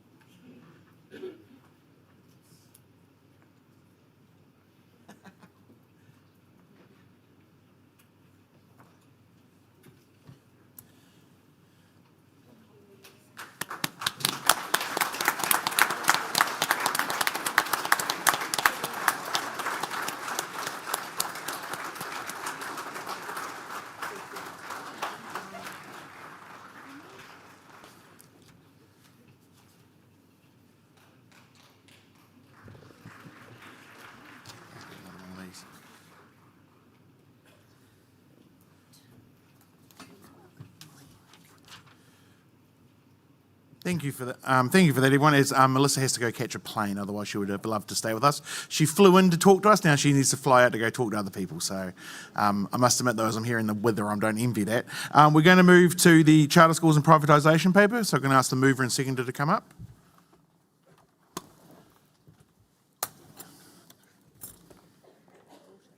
Excuse me, Chris. Got it. Can I just quickly say something first to the previous paper before we move forward? We're going to come back to that paper. Is that we are going to come back to it? Yeah, Okay. absolutely. Yeah. All right, all good.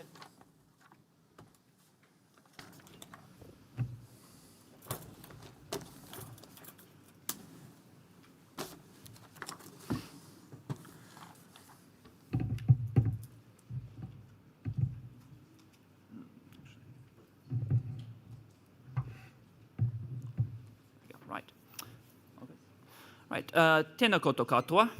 Ko Austin Parshow tōku ingoa, no Itaria airana me kanata o ko tūpuna.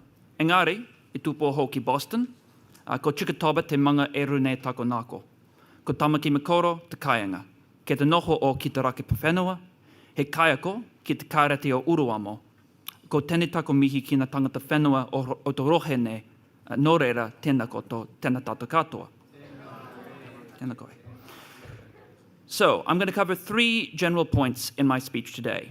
Where does the charter idea come from, and how have we dealt with it previously?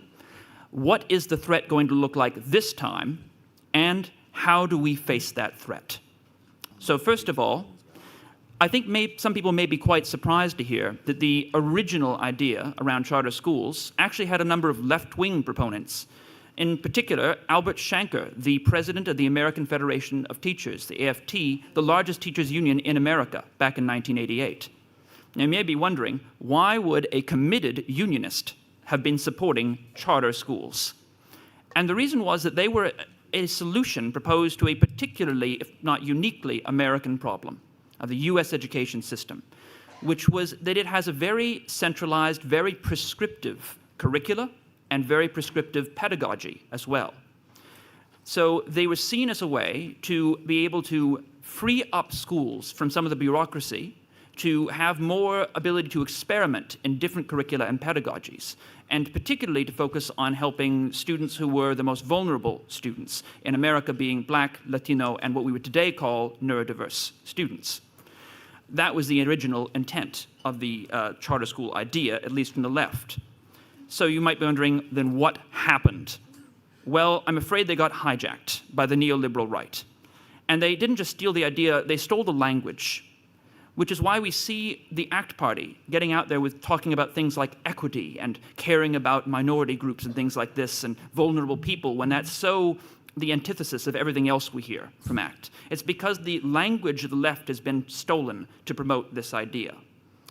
So this is in fact now a part of the privatization agenda, the right-wing agenda. This new argument among the right actually says that what is wrong with a failing school is not the students are in low socioeconomic area. It's not poverty. It couldn't be that. It's not racism and institutional racism or historical colonialism. No, no, no. It's the unions. It is public schools themselves. It's the lack of a profit motive in the public school system. That is the problem that's holding them back. And it argues that by abolishing zones, by abolishing collective agreements, by threatening to close charter schools that fail, the wonderful invisible hand of the free market will solve everything, and public schools will be saved by them. So a little bit of history here, because a lot of people have joined our profession, of course, since the last time we had to deal with this threat. So I'm just going to talk briefly about what it looked like last time these came to New Zealand. So New Zealand first saw charter schools in 2014 as a part of a coalition deal between ACT and National. And they imported those American arguments pretty much verbatim, just swapping out Latino and Black for Māori and Pacifica. But basically, same arguments. Now here's the problem with that. It made no sense. We don't have an American education system here. We have tomorrow's schools, and whatever you may think of them, they're quite different. Okay? They had already, in fact, essentially become Albert Shanker's idea, which was still fully unionized, fully under a collective agreement, but experimental schools that were able to have more flexible curricula. That's what we essentially have already. We have schools that are already responsive to the local community. We have schools that use a very broad curriculum that are able to set their own pedagogy. We have Auckland grammars for very traditional schooling, and we have Hobsonville points where they're much different pedagogy. There is already vast choice within our system. So what exactly were these schools bringing, these new charter schools, that was different? And essentially, it was just removing all the accountability and safeguards from our current system. None of the good stuff, all the bad. So what do we see? We see a lack of financial accountability, where these schools are not subject to the Official Information Act and are largely not subject to the Ombudsman as well, and the resulting financial problems. We see dubious reporting data. We see significant overfunding by the government, which they later admitted to. Now, luckily, we were able to have very few of these actually opened, and that was largely because of the consistent and vocal opposition that PPTA put in to these schools. We took a hard line, we drew a line in the sand and said, we are not going to allow this to happen. And it was a lot of hard mahi for our members, especially in Te Tautokoro. But it worked. It worked. We limited their number, and that made it politically possible for the Labour Party to shut these schools down when they got in power in 2017. But actually, they didn't even shut them down. They integrated them into the public system. And you know what? They continued to operate for the most part and be, as successful as they were, but even more so, I would say, which proves really they didn't need any special legislation, any special model. We already had all the flexibility necessary for these schools in the state system. So there's really no argument for bringing them back, except, of course, they are going to try to bring them back. So what are they going to look like this time? So Acton National seem to have realized that it's actually quite expensive to open new schools. And if you've seen some of the issues around National's tax plan, you may say that, understand, they don't have a lot of money to go around. So the new problem, the new issue, the new way to do this is to focus on converting state schools into charter schools, right? That has some echoes of bulk funding from the 90s. For those of you who have been longer serving in the profession, you may remember this. So this is what they're going to look at. Now, who are they going to target here? Well, we know it's going to be kura kaupapa Māori, it's going to be integrated schools, it's going to be the elite top schools, as the Herald likes to call them sometimes, right? It's going to be those schools. And there's probably going to be some kind of financial sweetener to get people into this. Now, this actually raises two greater threats to us than last time. One is that it's likely we'll therefore have members in these schools, which makes it more difficult to ban or boycott on them. And secondly, it puts our members' jobs much more directly at risk, because the way you convert one of these schools is you essentially close the school and then reopen it as a new school, which means that all the positions are disestablished, and our members will have to apply for their jobs again with no guarantee that they're going to still have their jobs under the new regime in that school. And if they do, they're not going to have the protection of the collective anymore. So that's the big threat. The other threat is that this is just step one. This is the first wave. Now, we look overseas. What do we see? We see that the first ones are always nonprofit, focused on the most, most vulnerable demographic, overfunded to make them look good. But what comes in the second wave? Well, you get for-profits. You get the online charter schools. You get the forced conversions. So we've seen this in the UK, we've seen this in Philadelphia, we've seen this in New Orleans. A few years back, we had a guest speaker from New Orleans talk about the experience of that in that district. It is a real threat down the road. It's probably not going to happen in a first-term government, but a second term, a third term. Once you've got the foot in the door, this is what we're facing down. That's the threat, the danger. So how do we respond to these? Now, the last time we ran quite a negative campaign, actually. We boycotted charter schools. We banned any interaction with their teachers. And that was very important because some of them wanted our teachers in the local state schools to provide them with resources and help in their curriculum. It was outrageous. But we have since moved to a more positive values-based campaign based on the Common Cause research. Okay, that is how we're now campaigning these days. And that's because of research that shows when you scare people, when you use these negative things, it actually pushes them into a fear state, and it actually helps them. It helps the right. It pushes people into a more conservative voting position. It's actually not good for progressive organizations. We need to stress positive values. So this time, what we want to focus on is the positives of the state system and to focus on why charters aren't actually needed or not a solution we need here. So we want to counter their narratives that we have somehow a one-size-fits-all approach in our state schools, that imported American narrative. We have sections 155 and 156 of the Education Act, which create kura kaupapa Māori and designated special character schools. We, in the paper, have highlighted just 4 examples, but there are many more. Our Tawhiti Unlimited Discovery and Kia Araha College are just 2 of the examples which we have listed there.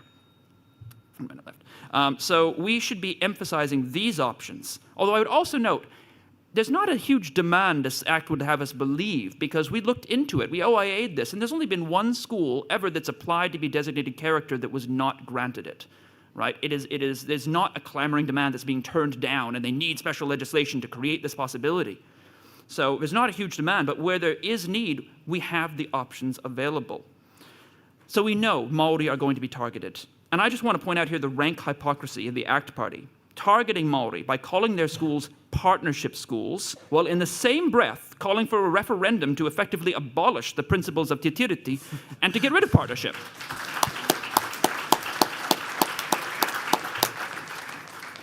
So that's what we're facing on a national level.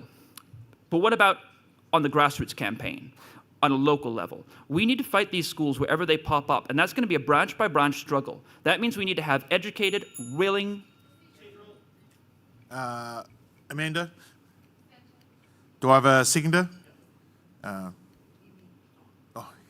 Hear me? We've got hear me. How long? 2 minutes. 2 minutes? Yeah. 2 minutes. All those in favour? Aye. Against? Abstentions? That is carried.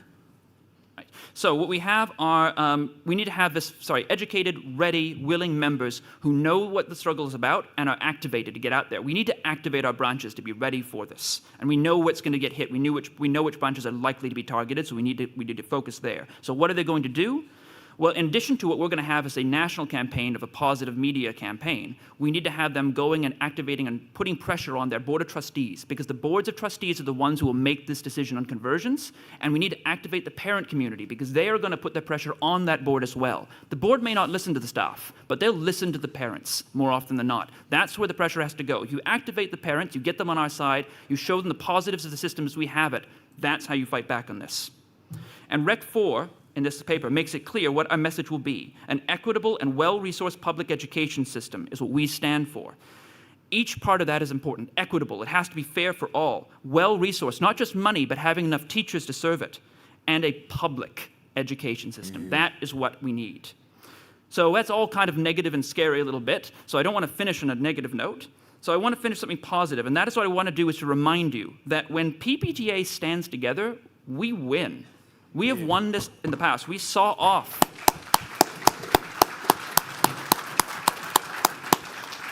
We saw bulk funding off in the 90s, and again when it reared its head back in 2016.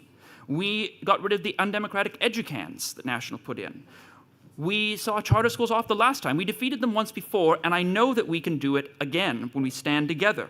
Look at the mahi our members have put in just this year and their struggle.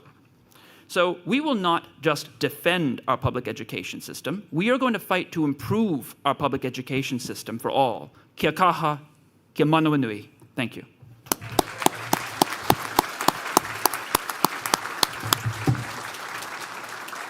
Thank you, Austin. Seconder, reserved. Speakers, Paul. Daniel. Morena koutou, and I'm Paul from Tamaki Makaurau. We are quite rightly all very tired, I suspect. I won't be the only one here who is, from having spoken to you after the term that we've had. And that's because of the campaign that we've just finished. But I'm glad that we have this paper, and thank you, Austin, for your fulsome speech, because this is going to be our next fight, and we need to make sure that we are ready for it. We know that charter schools are going to be painted as innovative, and I think it is going to be very important that we highlight the importance of innovation within our system, as we've heard about, for example, from Chantal around our flexible learning spaces. But I believe that, I believe as an art teacher and as a reader of Paulo Freire, in naming things for what they are. And what this is germ. And I'm a germaphobe. I'm a germaphobe, and I hope that all of you are. The global educational reform movement is nothing new. This dates back, as Roger highlighted yesterday in our workshop, it dates back to Milton Friedman and the Chicago School. But that means, as Austin has said, that this is a playbook that we well know. So, comrades, if you haven't read The Shock Doctrine from Naomi Klein as a good starting point in terms of understanding what is coming, that's exactly what we are looking at here. And one of the key aspects that I'd like to highlight is that charter schools, the playbook around charter schools, goes hand in hand. It goes hand in hand with underfunding. They are going to paint all of our schools as failing our communities. That's what they want to do. And the best way to do that is to make that happen. So war is coming, comrades, but this is what we were made for. But we must prepare. We need to prepare every one of our branches. Every one of our members need to understand and have the right language to fight back so that we are able to win this fight again. Charter schools pit communities against each other. They invite blatant corruption. They turn equity into lottery. They utilise altruism for the sake of greed. We do need to be values-based, but we need to name it for what it is. Remember this. We will be told, Tina. This is from Margaret Thatcher. There is no alternative to the market approach. We have heard this before. Of all things to bring back from the late 20th century, AC/DC logos, Barbie, many more. Germ should not be one of them, and it's going to be up to us.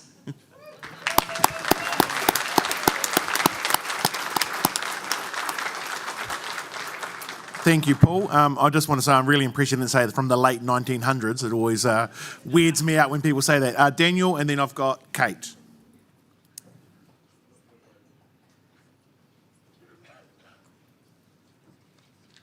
Kia ora tātou, Daniel Hāpuku, Te Huarahi Māori Motuhake. I find myself in an unusual position. Last year, when we were speaking here, I talked about something that directly affected my family. And now that we're talking about charter schools, PPP, all of that kind of stuff, again, it's directly affected my family. So charter schools, first of all, are a perfectly legal way to pump public money into private hands. Yeah. What that does is nothing more than turns our kids into a tradable commodity that is worth money to a business. That means our Māori and Pasifika whānau won't have any problems with the teachers pronouncing their name properly because they will become an amount, and every single business person can say money and they can say profit. So, my experience in East Christchurch, Aranui born and bred, where I've spent 30 years plus of my life, the biggest concentration of Māori and Pasifika whānau in the whole of the South Island. And guess what we were forced to do? We were forced to close our schools for a super school.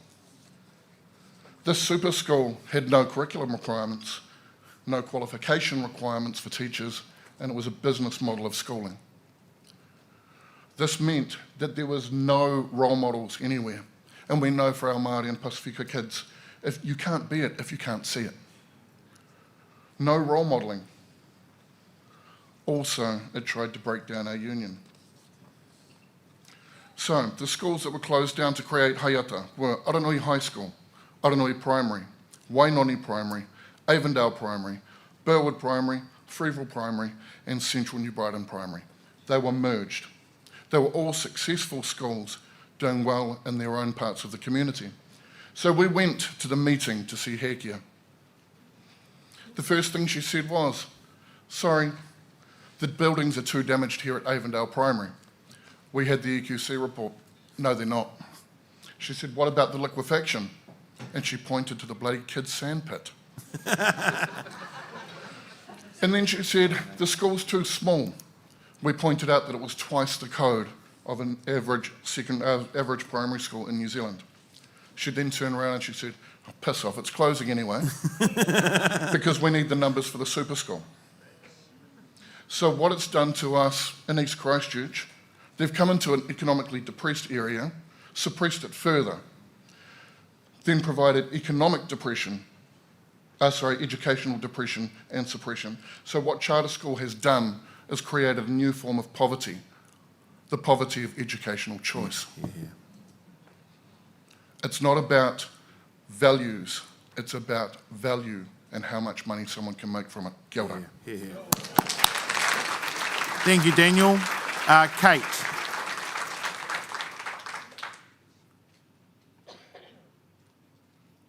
Morena te whānau, ko Kate Halls tōku ingoa. I'm the regional chair on the West Coast. I have lived in New Zealand now for almost 6 years, and it has been the best 6 years of my working life. I don't for 1 minute regret coming to work in this country, and I'm going to tell you why. So I'm from the UK originally, and prior to coming to New Zealand, I worked in adult education. So I taught adults on apprenticeships and in workplaces. I taught them the fundamentals of maths, of English, and of digital technology use, IT to the older ones of us. 100% of my cohort coming into my teaching life were failed by the UK education system. They left school without any kind of qualification or competency in maths or English, and when they were unable to progress in their education or their working career without getting that knowledge. By the time they had finished with me, we had a 98% pass rate. That tells me that there was not a problem with my students, there was a problem with the system that they went to school in. And I worked across England. I worked in upwards of 20 counties. I was on the road all the time. So this was not a localised problem. This was a national problem. And I asked them frequently, where did you go to school? Academies, for-profit schools, free schools, charter schools in any other name. After working in this system for 8 years, Brexit began to loom, and given that my job was funded by the EU, I saw the writing on the wall, and it was large and it was unpleasant. And I was faced with a choice that I could either go back into working in the secondary education system in the UK and go and work for one of these academies, or I could leave the country.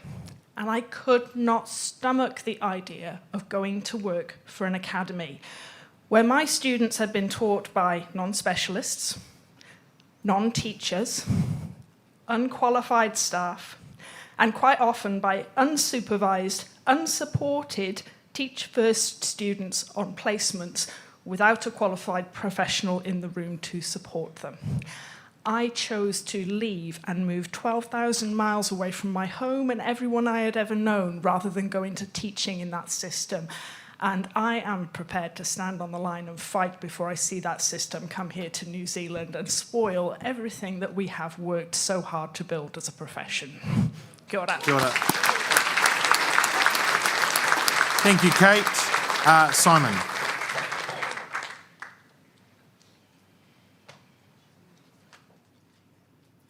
Tēnā koutou, haimana hirini te ao kairangi.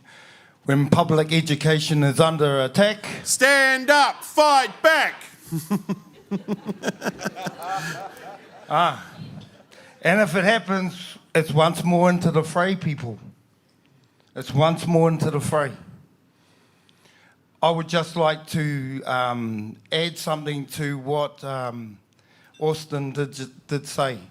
And it's about how they're going to target our Māori kura kaupapa and kura iwi. So it's going to be imperative for us who have contacts with those schools to forewarn them. Right. We need to forewarn them because they will be targeted.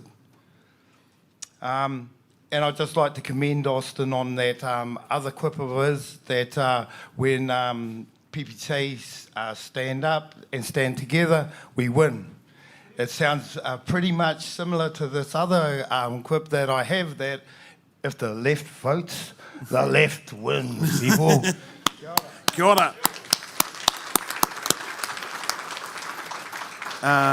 That's the end of the speaking list, so Austin, your right of reply. I just want to say thank you to all those who shared your stories, especially the personal stories. It's really what absolutely, brings it home that this absolutely affects each and every one of us and can affect everybody. Even if you haven't been yet, it's coming soon. And it's great to hear so much support for standing up and taking a stand for public education. So I just thank everybody so much for speaking. Thank you. Kia ora, thank you. Just before we vote, I want to say how incredibly heartened I am to hear the fight that's in this room, the fight that's coming out of people into this space, because as Austin said, and we do it time and time again, when we stand up, when we fight, we win, and it is as simple as that. So, with that in mind, we will vote. All those in favour? Aye. Against? Abstentions? That is carried.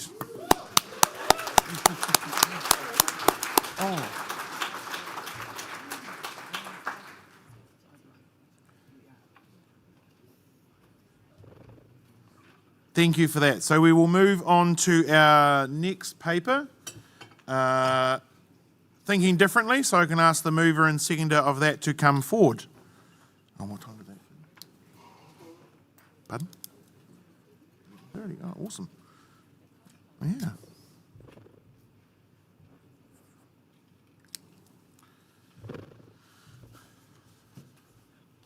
Yep, whenever you're ready.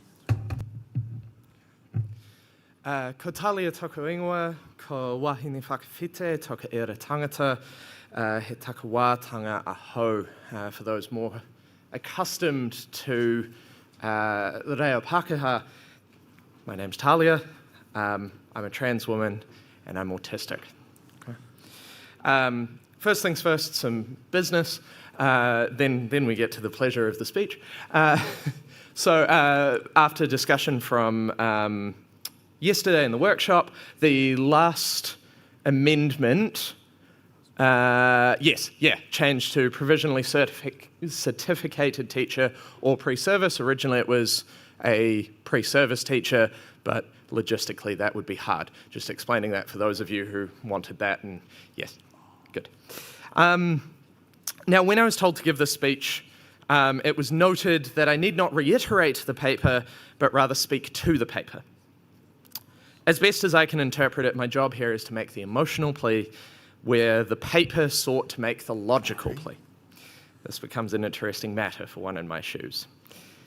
As an autist, and I do note that I will speak most to that as I know it best, as opposed to other neurodivergencies, one can feel more extreme emotion, but one often must work harder to be okay or to process said emotion. Think of Spock from Star Trek. Who comes from a people like that. Instead of making extreme emotion the norm, and perfectly okay, the Vulcans instead sought to repress and control that emotion. That was the solution of the time that Star Trek first came to be, to take the thing that is different and push it down so far that no one would see that part of you, even if it made you look different in some other way. Then, with the next generation, you had Data, who once said, "I am superior, sir, in many ways, but I would gladly give it up to be human." Therefore, as time progressed, the idea was not so much to hide one's difference, but to try to become the norm despite one's difference. We then had 7 of 9, and don't worry, this will be the last generation of Star Trek I shall reference, who said to her captain, "You made me into an individual. You encouraged me to stop thinking like a member of the collective, the Borg collective, to cultivate my independence, my humanity. But when I try to assert that independence, I am punished." For her, she was told to be herself, whatever that was, but then was punished for being that. I guess what I'm trying to communicate here are the challenges an autist can face, each of which presents in different kinds of schools. In our more normalizing schools, those that hold to an idea of what is normal, those that don't always seek to include, but rather generate conformity, for better or worse, can result in the first 2 challenges. A kaiako must spend more energy trying to be something they aren't, trying to appear to conform when they inherently do not, is ultimately unable to be their best, for they cannot focus all their energy on the best job they can. In a school that claims inclusion, one can find oneself confronted by the latter of the challenges. Being told you can be yourself completely and utterly, and then being reprimanded for simply following what you perceive the school claims to be. This results in a teacher unable to do their best also, as they must start second-guessing, asking whether or not they are interpreting the rules and guidelines correctly, never having certainty. A real nightmare for many an autist. While this is me speaking for autistic individuals, what I have seen, talking with other neurodivergent kaiako, this is by far not limited to autistic kaiako, but a more broad story for those who do not think like everyone else. That is what this paper speaks to, those who do not think the same as everyone else. The thing is, why should we all think the same? I don't know about you, but I'd find it bloody dull and bloody boring. It also wouldn't reflect our students who think in gloriously broad ways if they are allowed to. At my previous school, I took a numeracy class for those students for whom the maths education system had not yet reached. My class was, honestly, mostly neurodivergent students. I had one student who was convinced they were unable to do maths and were terrible at it, but in reality, they hadn't been allowed to think the way they do. The student got through a year's worth of work in about half a year because they could think their way and I could see how it worked. I had another student who gave me some maths work and she said to me, just tell me it's wrong because it will be. And I looked at the work and instead of looking for how the maths was to normally be done, I followed the logic. While it was not solved in a way I'd ever think to do myself, I found the maths was right. After I informed the student of this, she tried harder because she now knew she could think her way. Now, while I truly hope such would be the norm for any teacher, we must ask if we extend the same courtesy to our colleagues. When we have a colleague who suggests a different way of doing things, a way that's not in the guidelines for the standard, a way that's not in the convenient textbook that teaches the topic, do we always turn to them and go, oh, this could be a good way, so tell me more? Further to that, if a colleague suggests a system or process that they claim would help serve the students or even themselves better, do we seek to understand it or do we dismiss it, assuming our methods, which have of course worked and always will, continue to do the job? Now, I'm not saying every different idea or wild theory will be better, but it's worth asking if it would be. Again, this is what this paper speaks to, the different thinkers, the ones who would question what is. Would we have ever realized the Earth revolved around the sun if Galileo hadn't proposed we might not be the center of the universe? Would we have planes if the Wright brothers, or Richard Pearce, good old Kiwi fella, hadn't tried the thing everyone else said couldn't be done? Why not, as a union, make the decision to celebrate those different thinkers and invite them to speak on terms that respect who they are and, more importantly, how they are? I implore you, support this paper and support a brighter, more diverse, more exciting tomorrow. Support the start of a pathway that will broaden and enrich our profession and our schools to be places that will lift up our neurodivergent ākonga and kaiako so they can show the amazing people they have always been.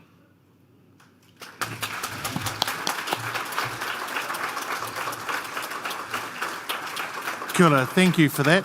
Seconder. That's reserved. Yeah, okay. And I've got Lisa, and then I've got Madeline. Dylan. Oh, Dylan, sorry. Or Madeline. And then, so yeah, Lisa, up you go.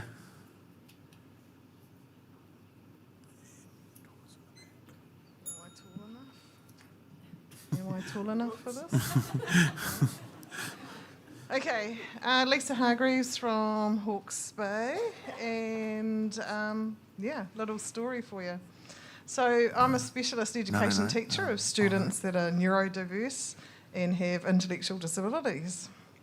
I'm a mother of neurodiverse offspring, of which I too share neurodiverse characteristics, which I have just recently discovered in the last couple of years. It is widely recognised that inclusive practices benefits all our students, and this extends to our kaiako. Those with lived experience bring much knowledge and understanding in their practice. I too was a mathematics teacher. I set up my classroom in groups, not in pairs like everyone else. I told students that if their method worked every time, that was fine. So really appreciate you sharing that. Let us provide a path for neurodiverse kaiako to be supported and recognise the knowledge they bring. I urge you to support this paper and its recommendations. My discoveries of myself recently and for my family make me very passionate about this paper. Hawke's Bay supports it. Off your bingo. Yep. Kia ora, thank you. Dylan. Kia ora. Dylan Gray, also from Hawke's Bay. And as many of you know, I'm normally a very confident speaker and my heart is absolutely jumping through my chest right now. And it is my first time talking in the big room. I've talked in plenty of littler rooms. Thank you. I have ADHD. And I believe I was built for teaching. I often have the comment from my students when they swear at the back of the classroom, "Miss, how did you hear that?" Because my sensory input comes in all at the same level. That does mean that in a staff room of 50-odd teachers, I really struggle to listen to the principal when someone back at the back of the room is having a gossip about what they did on the weekend. But I was built for teaching. I walk into every class with more energy than your average 3-year-old toddler. I do 10K steps a day when I'm in the classroom, quite happily. And I love it. The classroom means that every day is different. My whole brain gets engaged, and that's what I need as someone with ADHD to stay focused. This is the longest I have remained in one career because it fuels my brain. In saying that, every professional goal that has been set in my 5 years of teaching has been around my relationships with adults. Because I walk into a room and I'm trying to read everyone's thoughts because my brain doesn't operate like yours and I don't know what you are thinking. Because I interrupt people when I am passionate and excited, because I steamroll other ideas, because I get to solutions quicker than other people and don't understand why you haven't got there yet. And because I really, really can't keep all of me inside. And although I focus on these goals and they are important to me because I want to be part of a strong working team, it is hard. Recently I was told in one of my hobbies that I have to be quiet, not say anything, listen, and that is how I will learn. Not once in the classroom is that how I have learnt. I grew up going to a pretty liberal school, but I still had a teacher who cut my headphones out of my ears that were helping me to not talk to the person next to me instead of learning. I still had teachers who predominantly focused on memorisation, but wouldn't let me use the ways that my brain worked, verbal communication, to memorise. I had to sit silently and copy out. I'm lucky, I'm highly academic. I come from an academic family. My father has a PhD. We had the skills and we had the resources at home to make sure I got what I needed. But I didn't get diagnosed until adulthood because I was smart enough to cope without it. I didn't understand that I shouldn't come home every day from work feeling like I need to pass out because I've been masking all day. I didn't understand that I am not stupid and that the reason that I got merits and Bs wasn't because I'm dumb, but because actually everyone is asking me to fit into a world that my brain doesn't understand. The moment that I got diagnosed and the moment that I started doing my master's research on ADHD, I was getting straight A's. The moment that I could work in an environment that works for me, I succeeded. I'm lucky that I have a strong voice, that I am loud, that I can stand up in front of you guys and talk about some really heartfelt, scary things to me. Not everyone who has neurodiverse can do what I am doing and what Talia has done today. And we see those voices in the quiet, on the Facebook page where they can post anonymously. They are also struggling in our schools. I'm happy to stand up and fight, but I really, really urge all of you to also fight for those who may struggle. Thank you. Kia ora, thank you. Joseph.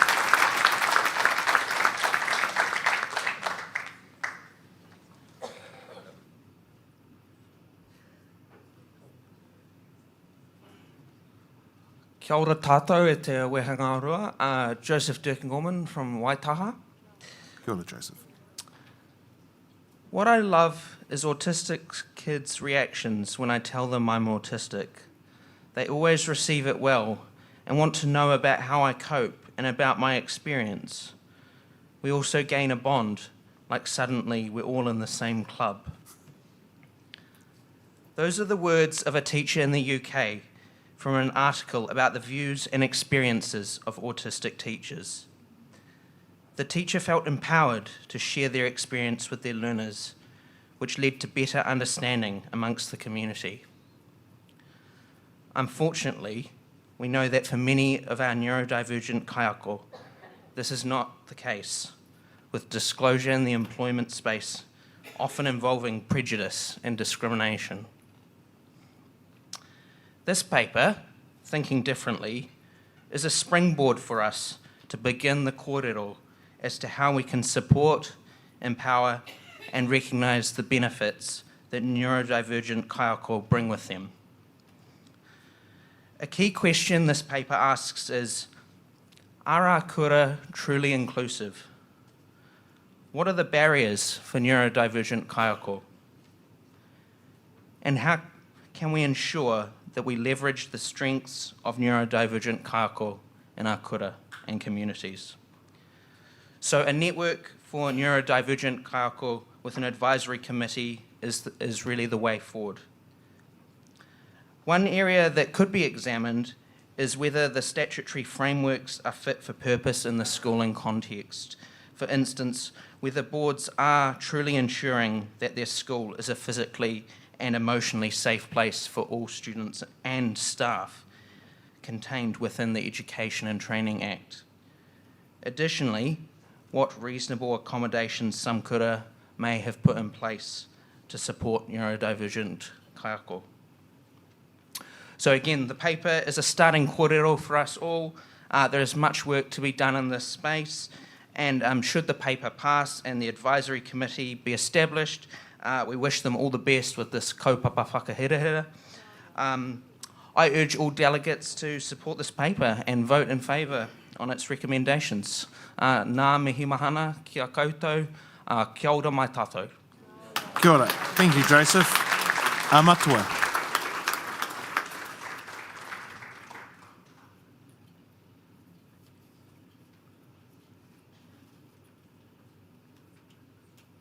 Tēnā koutou katoa anō, ko Anthony Ewan tāku ingoa, no Porirua Hau, ko Aotea Te Kārete. I'm also going to implore everyone to support this and tautoko this paper, especially for our neurodivergent kaiako, but also for those of us who aren't neurodivergent, because we need to learn how to also teach our neurodiverse kids. This term 3, I inherited 9 Aotearoa History's neurodiverse class. And before we even started in the first week of term, we had our core classroom conversations, and everything I heard about this class was not cool. And that wasn't the line I was going to take. I needed to know these kids, and they needed to know who I am, and they needed to know that this kaiako, this Māori kaiako, is going to support whatever they did. And of course, the stories of online gaming, online games during lessons, on the computer doing different things. And we started to minimise the use of that in the classroom, because that was the first thing. And I used a tiriti approach, and given our topic is tiriti o Waitangi, I used that approach. And in that approach, it meant that we all sat in a circle, and every period, and we talked about things and different things, as well as adding that learning to it. And then all of a sudden, we're also learning our subject in Te Reo Māori. And the acceptance and the collective responsibility, the trust and care in that circle, within that 30-odd group of kids, and myself, has escalated to them, or has elevated them to be very, very good students, which they always were, creative, innovative, and they just needed a voice, and they needed to be heard. And so much so that I could send them to assembly on their own without me hobbling around behind them, and trusting them with the leadership and the responsibility to be the best persons and versions of themselves. And they're very open to talking, they're open to publicly speak, and in the most respectful and caring way. So totally implore to support this kaupapa, but also to implore also as the next step that mana oriti and matauranga Māori come into that professional learning. Kia ora koutou. Thank you, Matua. Any further speakers? So we'll move to seconders indicated. Tēnā tātou katoa, ko Tamaki Makaurau te kainga, ko Maunga Keke te Maunga, ko Waitemata te Awa, ko Manako te Moana, he kaiako o e One Tree Hill College, ko Ryan toka whānau, ko Louise toka ingoa. Yes, I am the second one. Picture this. A student raises their hand and you see that determined look in their eyes. They ask you, how do you spell this word? Panic sets in as I wonder, do I know how to spell that word? Am I about to embarrass myself in front of all my Year 11s and they will roast me forever about it? I would argue for most of us that this panic doesn't happen unless a student asks you to spell something like supercalifragilisticexpialidocious or anti-disestablishmentarianism, right? Most of us can spell most words. For me, these panics or worries when it comes to spelling, alongside the dreaded writing on the whiteboard, which has already been talked about today, emails to parents and those yearly reports are all too common when you have both dyslexia and are an English and Media Studies teacher. Ironic, I know, a dyslexic English and Media Studies teacher.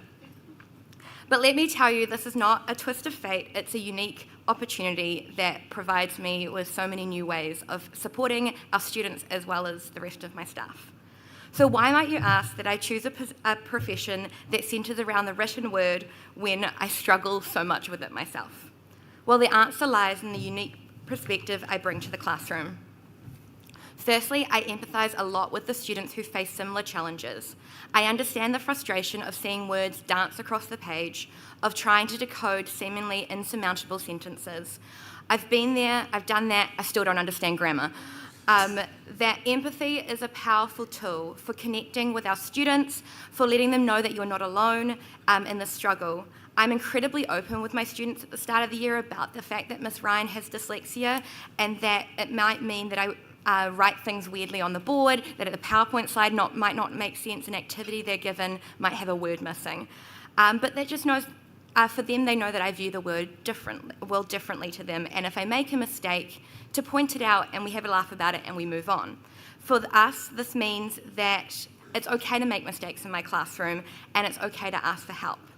This year, I have multiple students with dyslexia in my classes, and my journey allows me to support them in many ways, as well as being able to recognise ways that students might be struggling as well.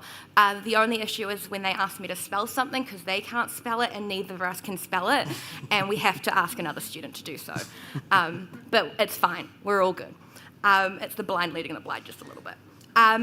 Being dyslexic has allowed me to be creative and create alternative ways of teaching and learning. Dyslexia is not a limitation, it's a different way of thinking. I find new approaches, differentiation, new strategies and inventive techniques to help my students succeed. Those of you who know me know my love of Canva and making infographics and graphics and posters and getting my students to use text-to-speech and making videos and TikToks about what they're learning about.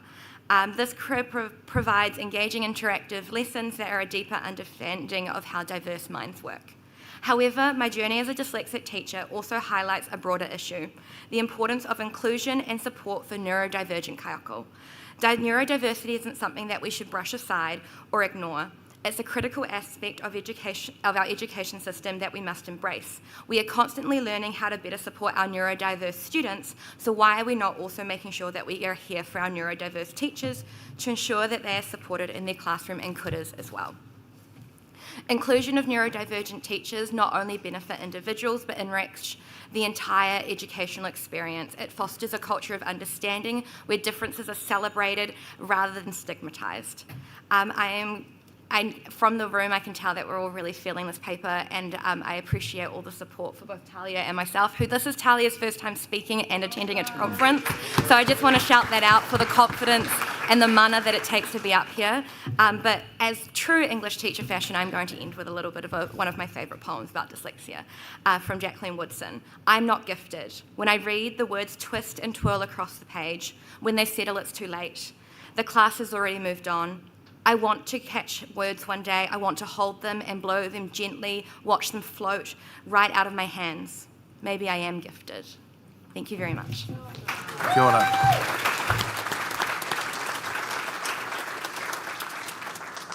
ora. Further speakers? It's your right of reply. Just want to say one thing, and I hope I get the grammar correct here. Kapai rawa. Like, you guys are bloody marvellous. So, no, thank you. When I first put this through, I thought it was going to be tossed out of hand because that had been my experience. And you guys absolutely bloody love it, and that is wonderful to see. Kia ora, thank you. just before we vote, I also want to say congratulations for bringing up this paper. Your first time at conference and you're moving a paper, and Louise's second time at conference and the second paper. So congratulations. Thank you so much.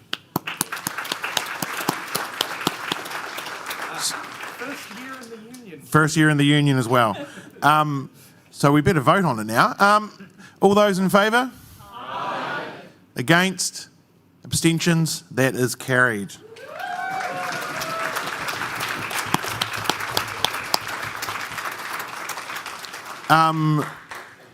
So we're just going to break for lunch soon, but I just wanted to make a comment. Lisa talked about her child being diagnosed. My oldest is diagnosed with autism as well, and I must admit it has led to lots of questions with my wife and I, making actually some answers, I think, really on both sides of our family with that. So we're all learning a lot about ourselves.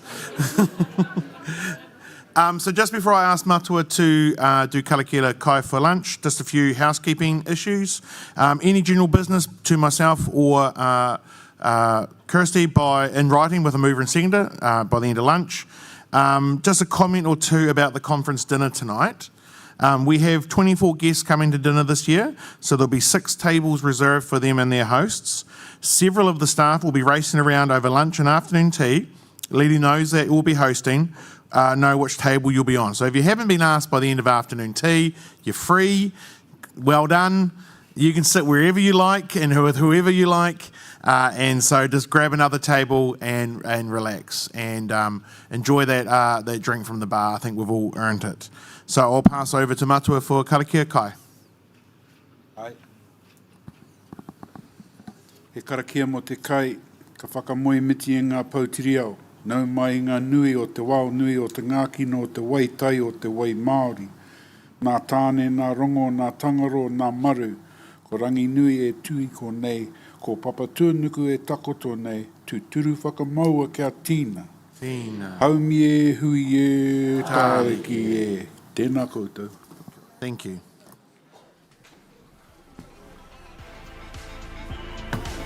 Yeah, I did guess like that.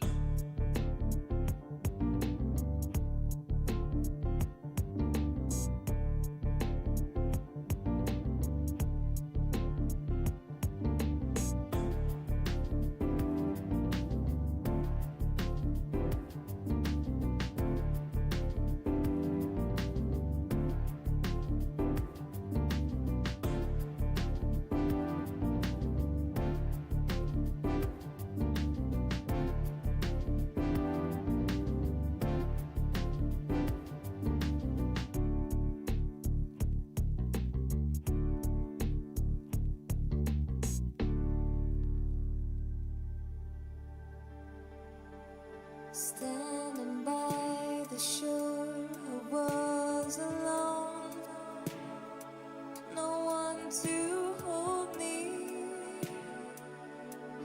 until you came along,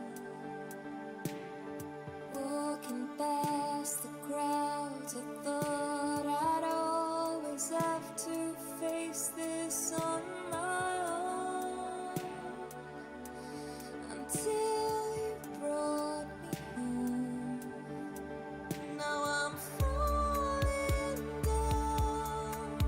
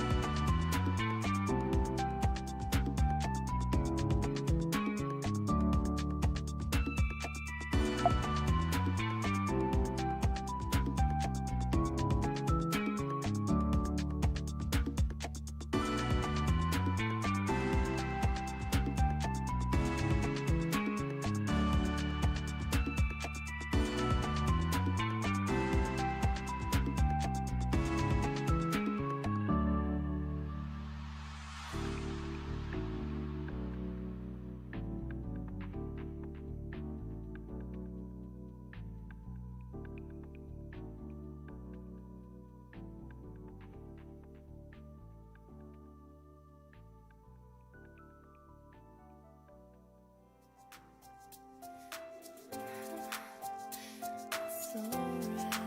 Oh,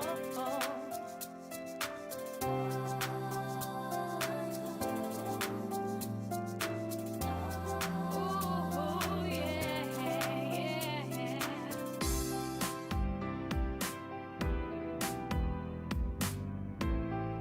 Yeah, yeah, yeah, yeah.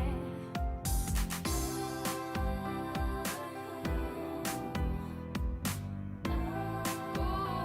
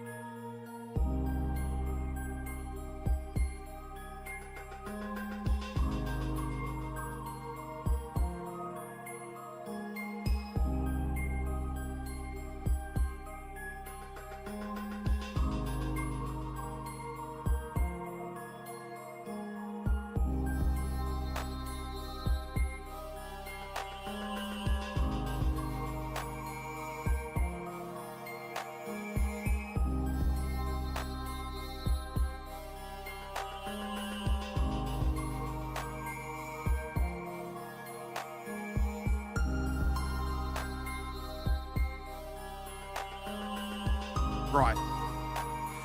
Okay, I'm happy to do that.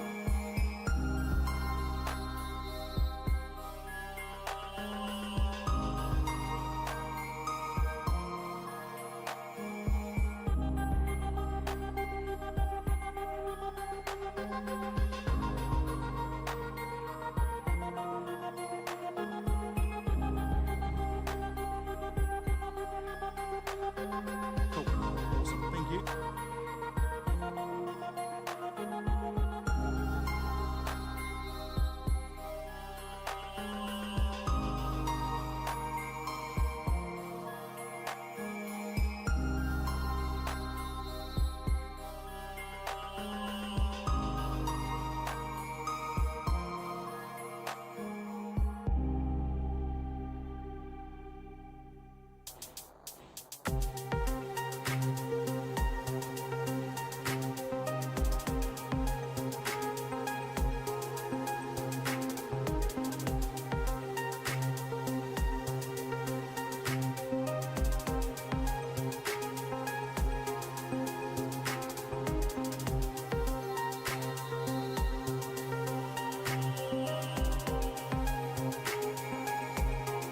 Kia ora koutou. Kia ora koutou. We're just going to be starting our next session. So if we can take our seats, thank you. Kia ora koutou, we're just going to be starting our next session. If we could start taking our seats. Just before I ask the mover and seconder of the next paper to come up, I've just got an after lunch announcement.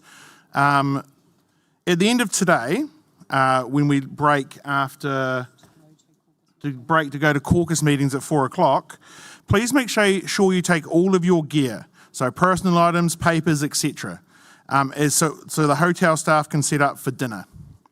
Those of you who are staying at the Ridges, if you wish to return to the Ridges to freshen up for dinner, please be in the Brentwood foyer by 5 p.m. Then you should be ready to return to the Brentwood by 5:45 p.m. Please meet in the entrance foyer of the Ridges. Hopefully that makes sense. So I'm going to ask the mover and seconder of the amending the Code of Ethics paper to come up.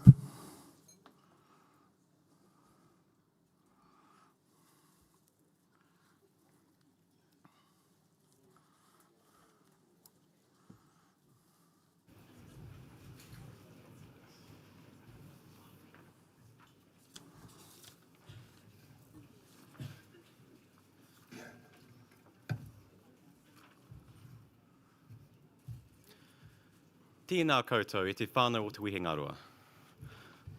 My name's Kieran Gainsford, and I'm the Executive Member for Southern Tāmaki Makaurau, Auckland. And today it's my pleasure to move the constitutional paper on amending the Code of Ethics. Colleagues, today I'm asking you to support a change to our constitution to make it explicitly unethical to deliberately break industrial action. And I want to be very clear about what this means. It's important to note that the words industrial action mean just that. They do not mean campaign action. It is only the withdrawal of labour that would be expected of members, not necessarily the turning up at campaign events, marches or rallies. But really, colleagues, what I want to talk to you about today gets at the core of who we are. I want to ask you to deeply consider what our values really are and how we communicate those values to colleagues who make the decision to join us. Now, as is often the case with these things, it's appropriate to start with a little history. And as hard as it may be to imagine today, our association has not always considered itself a union.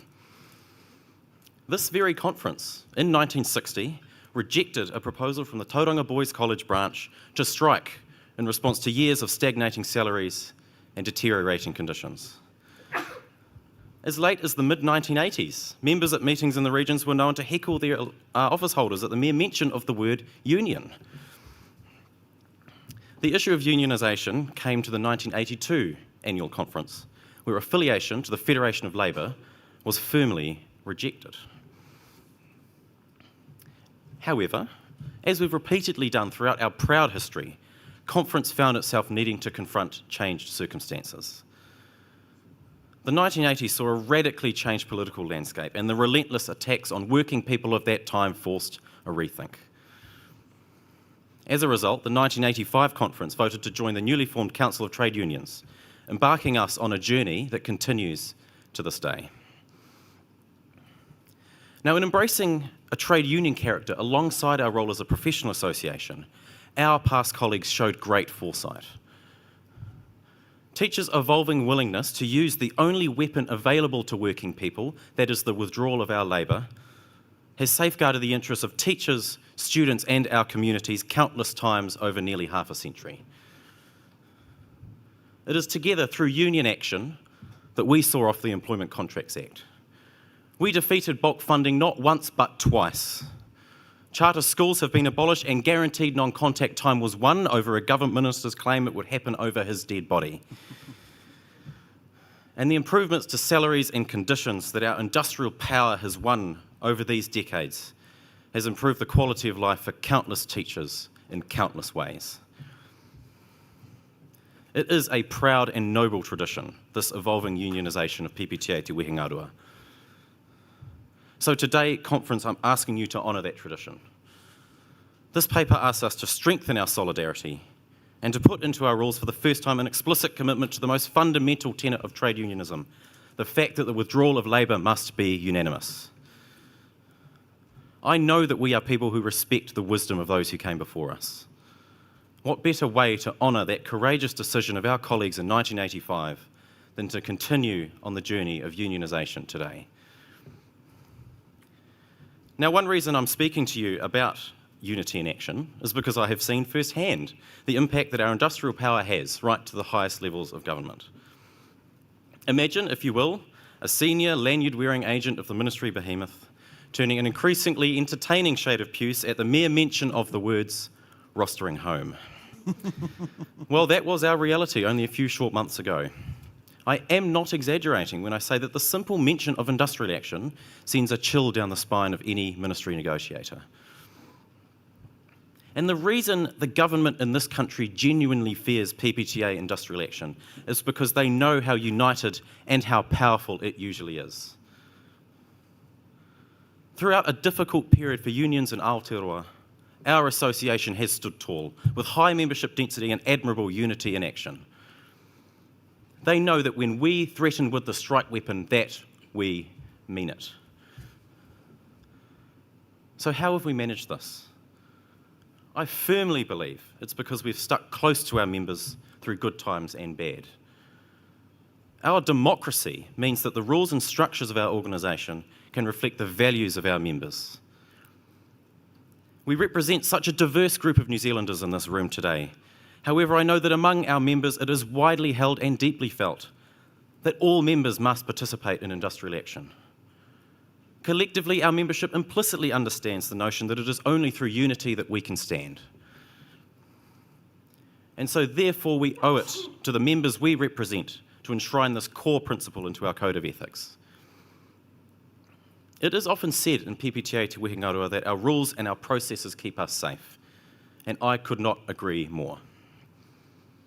But our constitution and the code of ethics it contains are not just rules for the sake of rules. Instead, they are living, breathing embodiments of the values and principles we all hold most dear collectively. They tell members and they tell the wider world who we are and what we stand for. Now, of course, a possible objection to this amendment is that it might not be strictly necessary. The Code of Ethics already states that it shall be unethical for a member to disregard a decision of the conference or of the executive. And given that executive set strike dates, is it not sufficient to use this existing provision? And perhaps technically it is. But I think we all know that industrial action is no ordinary decision of executive.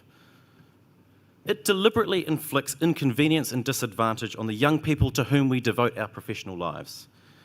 It can strain relations with our communities and it can financially disadvantage our members.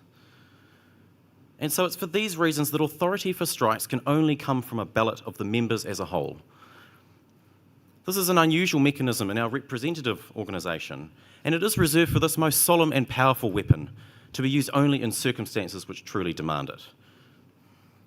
And so breaking a strike is an altogether higher level of seriousness than simply defying a decision of executive, because it involves defying the collective wisdom not of a group of 28 exec members, but of an entire profession.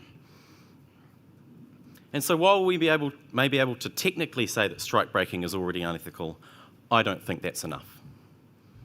After all, we are not really technically people. We are values people. We are say what we mean people. We are people that understand deeply the need to live and breathe the things we believe in, including in our own rules. I'm also well aware from the workshop that there is widespread feeling that the ethics complaint process itself is inadequate. And I agree. But delegates, I ask you to note that this paper isn't about the disciplinary processes. It doesn't wade into how we deal with unethical conduct, but rather it sets out a definition of what we consider unethical conduct to be. Addressing the issues with the ethics complaint process, I'm sure, will be a fruitful and joyous task of a future conference. But really what this is about is making those processes, those rare processes when they do occur, far clearer, far simpler, and far easier for regional teams to manage. Now, when I think of why this explicit setting out of our principles is so important, I remember back to a conversation I had with a newer member in my staff room just a few months ago. She asked me with complete innocence, do we have to strike? Kei te pai though, because she intended not to cheat, nor to be a free rider, but simply to understand what is expected of her as a PPTA member in a time of industrial action. It was a simple question, but one that clearly illustrated the challenge faced by unions in this country. An increasing slice of our nation's population has no trade union background, and for them the tradition of unionism is a foreign one. As an association that has always strived to represent all teachers of all backgrounds, the very least we owe them is to spell out what it means to be a member of our union. Perhaps in this small way we can play our own small part in strengthening the union movement more broadly, by showing that being clear with members about our values and embracing those for whom the expectations of union membership are not instinctive, we can strengthen the bonds of solidarity among us. Now, I want to finish today by noting that despite this paper being technically about strike breaking, that I've not once yet used the word scab. And this is not because strike breaking doesn't offend me. Indeed, it offends me right down to my bones. However, this paper is about so much more than allowing a disciplinary process for strike breaking. It is about who we are. It's about kotahitanga unity. And it's about honouring the proud history of our association and equipping ourselves to continue that tradition with strength and with purpose, no matter what challenges might come our way. Because, colleagues, as we know, it is the union that makes us strong. Nō reira, e hoa mā, me mutu I konei. Tēnā koutou, tēnā koutou, tēnā tātou katoa. Kia ora. Seconder? Reserved. Speakers?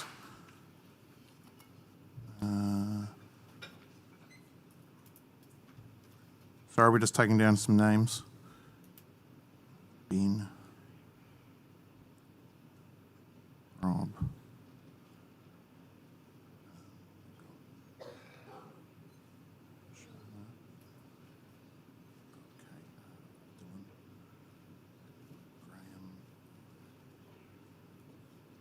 I think I've got everyone.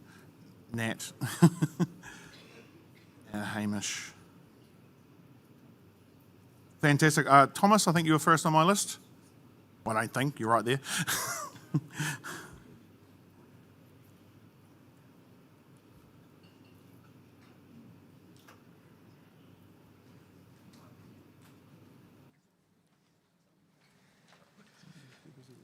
Kia ora, Thomas Newton, Canterbury.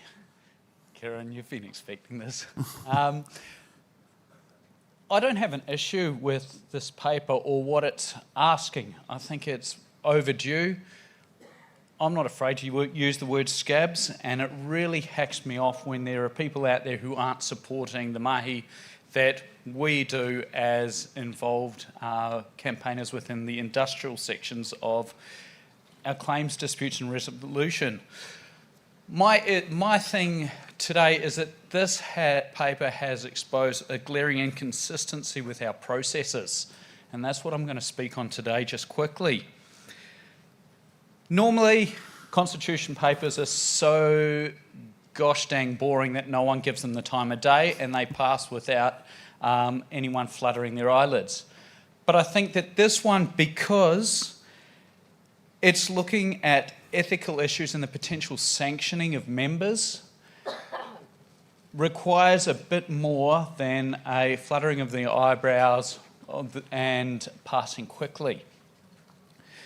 And because of that, I have a serious issue with the timing of the way we deal with constitutional issues here.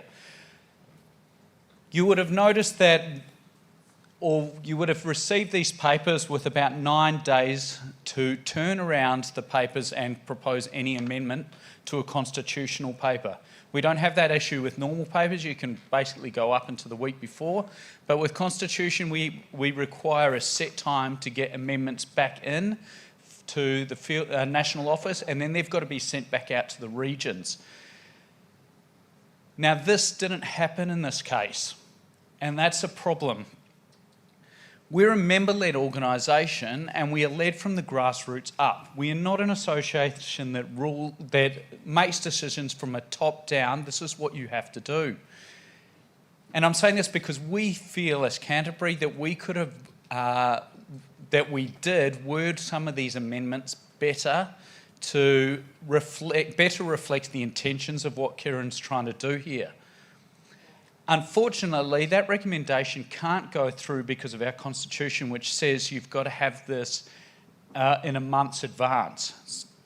And because of that, this is problematic. Because we can't go through that debate or that process and actually knuckle down on the wording and let our wordsmiths loose on this, I feel that there's some serious issues with this, being able to pass this. In saying that, like I said, Kieran and to the people who produce this paper, it's needed and it's necessary, and I think there are aspects of it that we should be looking at. I think this would be better off being left for next year's conference where we can actually feed back or look at developing a better process around how we as branches can feed back on constitutional changes that don't leave at least 7 of our regions unable to comment on it because their regional meetings happened after the close-off time for amendments to this. So I think that we need to seriously look at that, and I'd like to foreshadow Hamish's talk during this time, and he's going to propose that we actually table this. Kia ora, thank you. Just I'll also clarify, just to support what Thomas said there a little bit. We cannot amend a constitutional papers rec because constitutions changes have to be with front of the members for 1 calendar month. So this is a yes or no vote effectively. So either you support this, or if you don't support this and want to make changes, you should vote no is the short answer. Thank you for that, Thomas. Talia.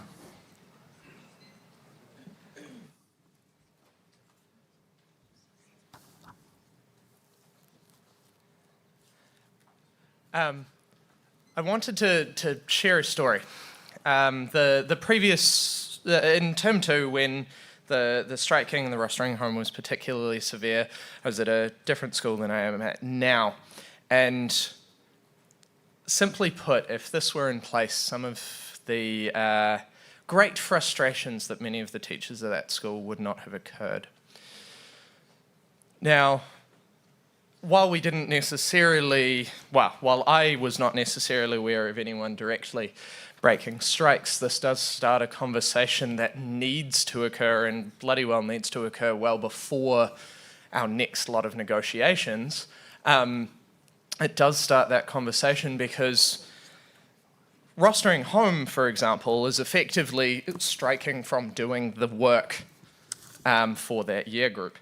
Now, we had a deputy principal who was part of the union who said to the entire staff in the morning briefing when we started doing the rostering home, "Oh, we fully expect you to be preparing work that students can work on at home." She also then went on to say things like, "Oh, you shouldn't be discussing the reasons for this with your students. Now, this change here makes it a very clear statement that, yeah, we need to stand together. Doesn't matter whether you're a DP and you have the responsibilities of taking care of a large chunk of the school, or if you're an individual teacher with an individual classroom. We have to make this the beginning of the conversation. If this is not the beginning of the conversation, people will find ways to work around it and get away with those things.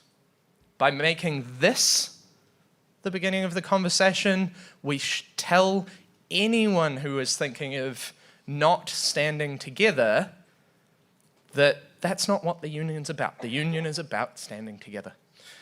So, yeah, obviously I fully support this, and I would argue that regardless of the timing or any of that, this has to be done, because if we leave it till next year, by the time we get to our next lot of negotiations, we will still be figuring this out. Okay? Thank you. Ben.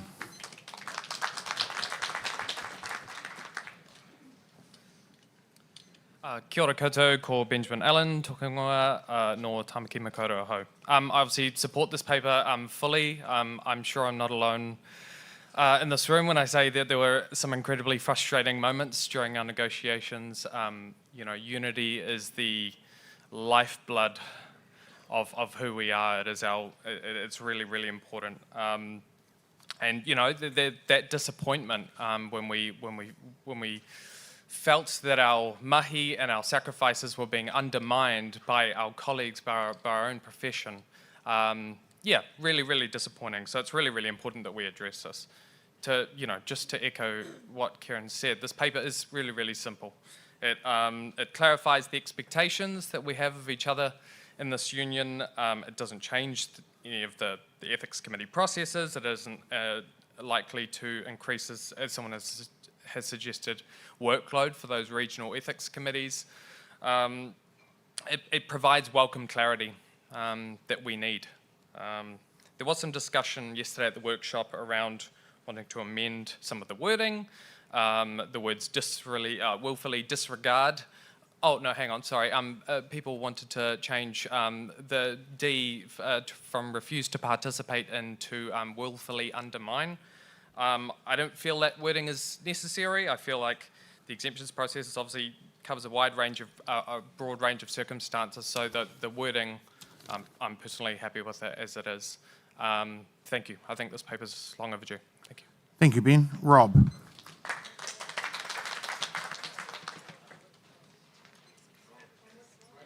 Oh, we'll go with Rotorua Rob, and then and then Waikato Rob, and then I've got another one over here.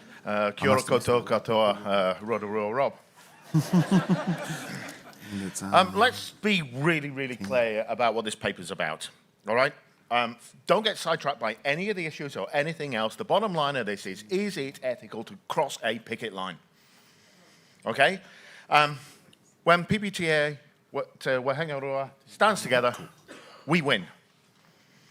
And this is why attempts are being made to undermine that unity. For those who are arguing that the fourth schedule clause 4A, the wording is self-evident and that it already includes this, I'm sorry, but I respectfully disagree. It is a travesty of our modern society that some of our leaders will use the failure to explicitly state this as an excuse to persuade, manipulate, and even bully our members into breaking strike action. And I have seen that and been absolutely horrified and outraged and taken action myself against it in this bargaining round. We must include this clause to remove any ambiguity, to reinforce our solidarity and strengthen our message. I will say it again. When PPTA to Wahangaroa stands together, we win. Rob Tor.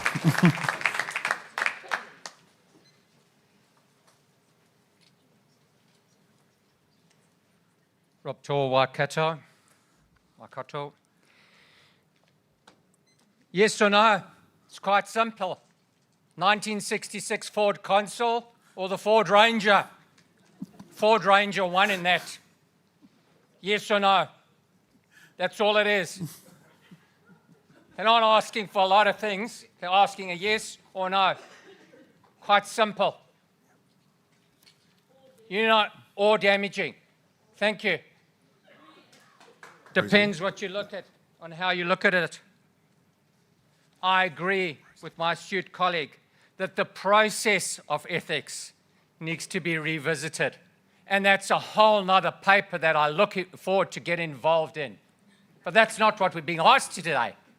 Look at D, to refuse to participate in any lawful industrial action of the association without exemption. I've stood for years. Together we stand, or together we fall. We've won so many things in this union before by standing together. Let's stand together today. Thank you. Kia ora.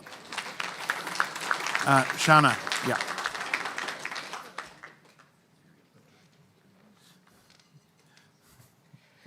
Kia ora, it's me again, Shana, Te Huarahi, also Tamaki Makaurau. I just have two kōrero to add to this. If you are unsure in your vote, here's a story for you. This year, with the chaos with industrial action, I'm aware of a situation where a teacher did not come to any events. In fact, did work every single day that we were meant to not do work. She then said openly, "Oh, no, I don't want to do that. I don't want to strike. I just want to do my work and get things done." When she realised that there was a healthy lump sum on its way, boy, did her tune change. This same teacher is now no longer in the profession,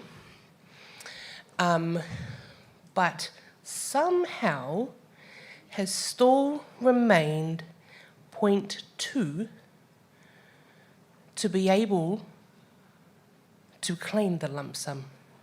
So if it's ethics we're talking about, I have a pretty terrible story and I can give you more detail about it, because that hurt me to the core as a unionist. How dare she do that? Who does she think she is? I don't care if her Chanel bag cost $5,000 or $500. Sister, you need to support the kaupapa. What this also does is reinforce that idea that we work together, that kotahitanga and kura kaupapa Māori can then come on board a wee bit more. We now have, or we could rather have, a backstop, for want of a better term, should our whānau and kura kaupapa not arrive or some such other thing. This will help us move forward. This will help us show to our colleagues who are non-unionists, or who are in the union to be a scab, that we won't take that anymore. It's 2023. The waka has already left, if you have that whakaaro, and unlucky you missed it. Kia ora. Kia ora, thank you. Dylan.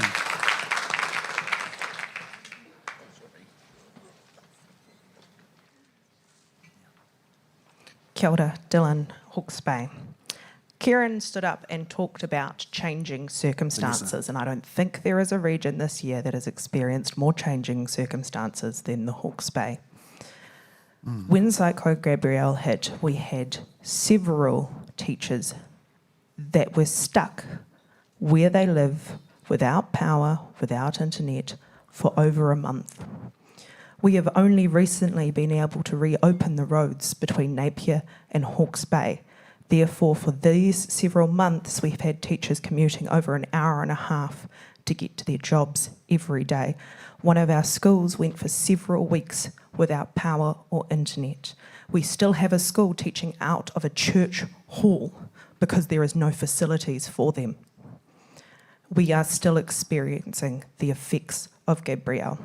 If this policy had been in place, how many of those people do you think even thought of trying to send an email for an exemption process?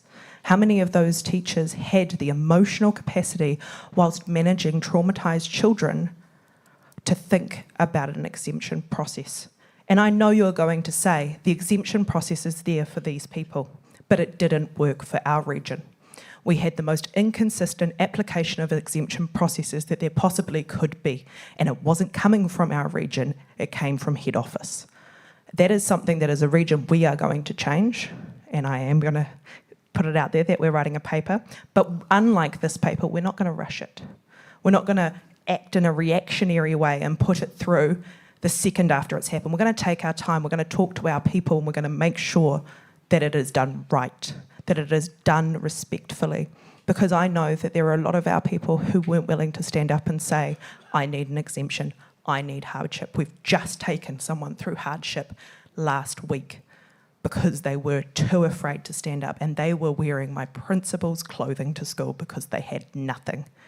So you might stand there and say that this is okay, this is standing with our union, but this is not what PPTA Te Wehingarua means to me. You have always been so supportive of me and all of who I am. As I said yesterday, this is the first place I came out as non-binary because I feel safe here. This does not stand as a supportive, safe union, and this didn't feel safe to our region when we got that on the back of what we have experienced.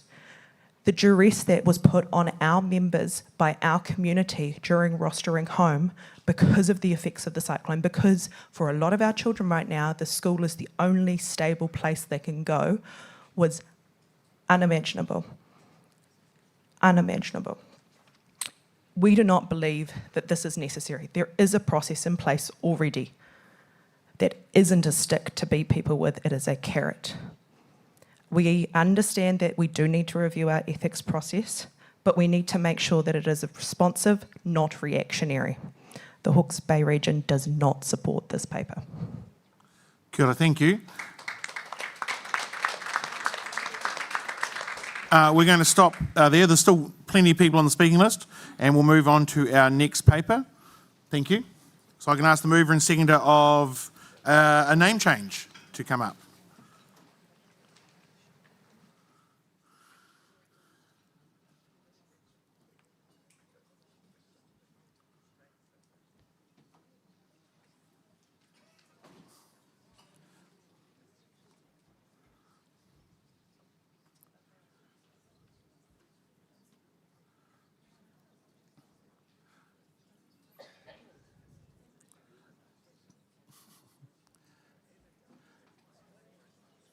We'll need it scrolled down.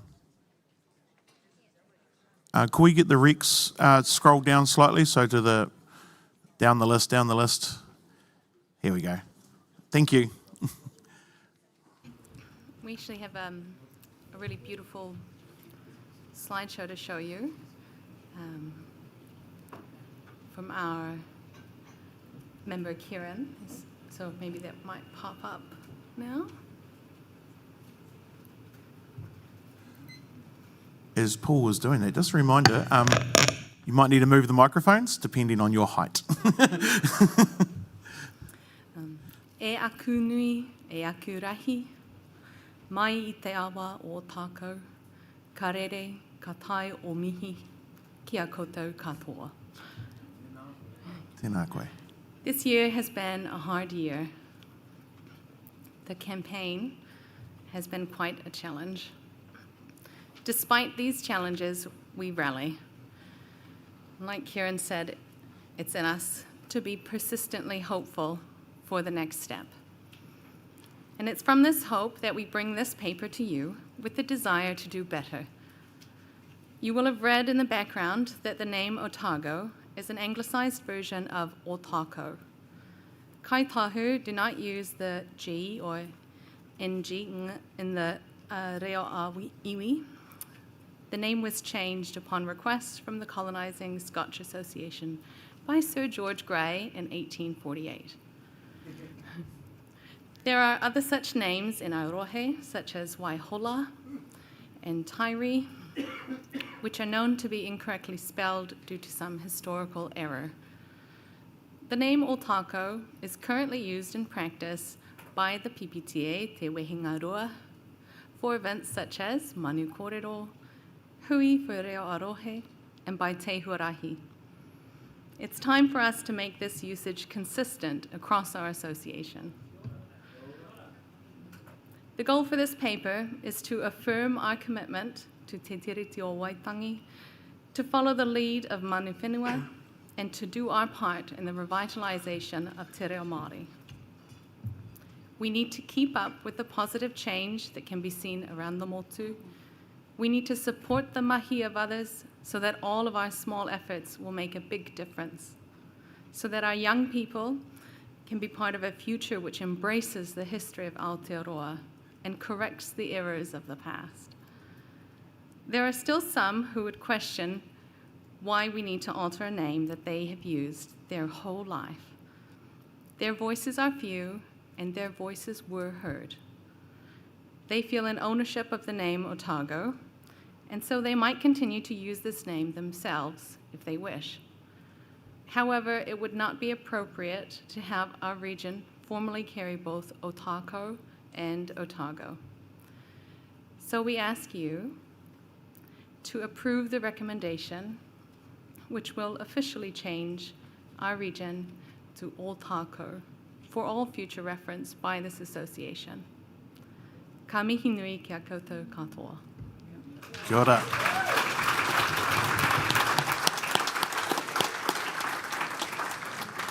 Seconder. Speakers.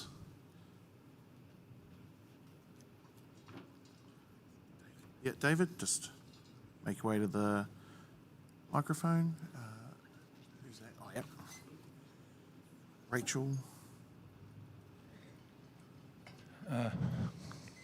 Microphones. Right, I'm David Masters. I am the regional chair for, when I first became regional chair a while ago, it was called Thames Valley. And as you all know from number 1.3 I wrote down here from the paper, in 2016 we brought a constitutional change paper here to conference to change the name from Thames Valley, which I have no idea where that even is, somewhere outside of London, I think, to Hauraki Coromandel, which we felt was much better name for the area that we come from. So it's easy enough to do. There's about 4 in the Constitution. There's about 4 things you have to change in the whole Constitution. There's not a lot of them, as it says there. So the region formerly known as Thames Valley and now known as Hauraki Coromandel fully supports this, and good on them for doing it. Kia ora, thank you. Rachel, and then Simon. Just whenever you're ready, Rachel. Yep.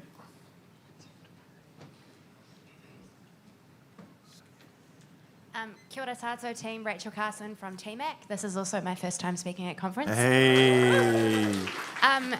Respectfully, I want this paper to pass, as I'm sure a lot of the people in this room do. It encourages Te Reo Māori being included for all of our regional names, and I know that TMAC has already done this, and I'm so thankful and grateful to be able to do that. And I tautoko what Canterbury said in our previous paper, but if we have an issue with constitutional processes and the fact that this needs to be followed with the 6 weeks notice, to be able to feedback and make amendments. Some regions may have also jumped on board and wanted to change theirs to Te Reo Māori as well within this paper. But if we're going to follow processes, should this paper not also be let to lie until next conference to follow the constitutional processes of papers? Thank you. Kia ora, thank you.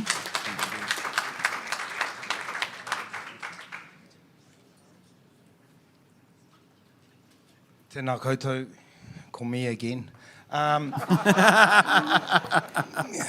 Yeah, ko tāku noi ho he mihi atu ki a koe, e te marei kura, mo tō whakaaro ki a tō tātou nei reo Māori. Tēnei te whakamihi atu ki a koe.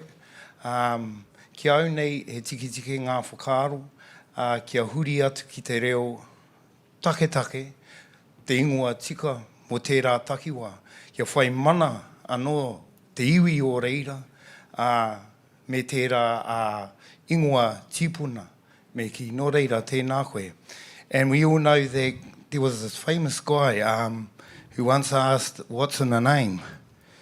And we study him in English literature, and so I support us doing this.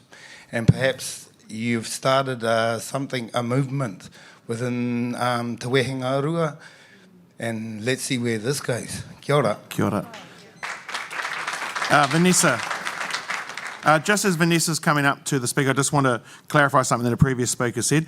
It is not 6 weeks' notice, it is 1 calendar month's notice in writing of any alteration. It's 94(1) in our constitution, just to clarify that, because I've heard that 6 week, and I just wanted to make sure we understand it's 1 calendar month's notice, which people did have. Sorry, Vanessa. That's a problem. Kia ora, Vanessa Pringle, West Coast, who usually speaks lots, but I'm not doing this time. But I'll speak to the timing of this one. For a region, whether it's Hauraki, whether it's Tamaki, Makaurau, or whether it is Otago, ex-Otago, got to get the heads right.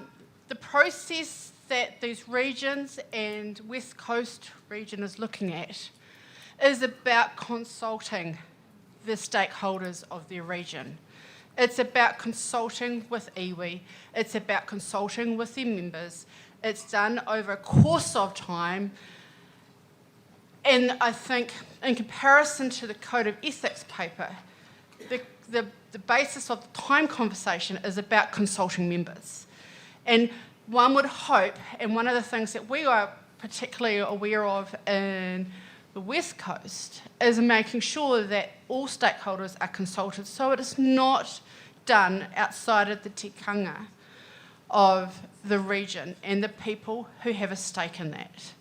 And one would hope that by the time they get to this point in the policy paper, all that consultation has been done, and this is the rubber stamp to confirm and put it through all the paperwork, because everyone has got the decision already made. So I think there's a difference between the constitutional change for the Code of Ethics to this paper because of the level of consultation that has been done before and the recognition that has been done over the past few years that support that consultation.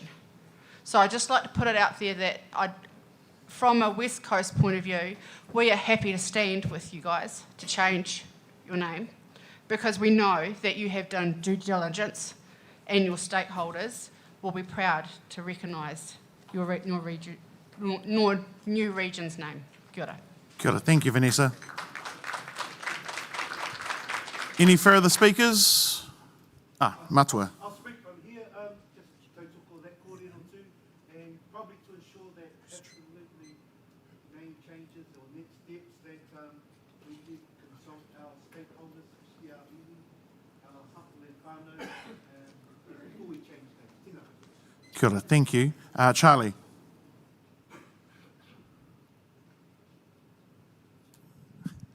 Tēnā koutou. Ko Tararua te pai maunga, ko Charlie toko ingoa. So I just wanted to mihi to you both. I think this paper is awesome. It has full support of Te Whanganui Atara, and I think it inspires a lot of regions to, I wouldn't use the word, I do respect people who have been using the word name change, and the words that you guys used yesterday are name correction, right? It is not about, renaming something. We are using the correct name for the region. So, thank you so much for your work, and kia kaha te reo Māori. Kia ora. Thomas.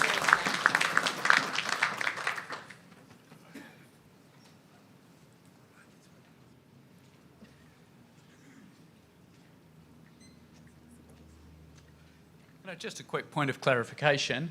When we review the Constitution to bring it in line with Te Tiriti o Waitangi,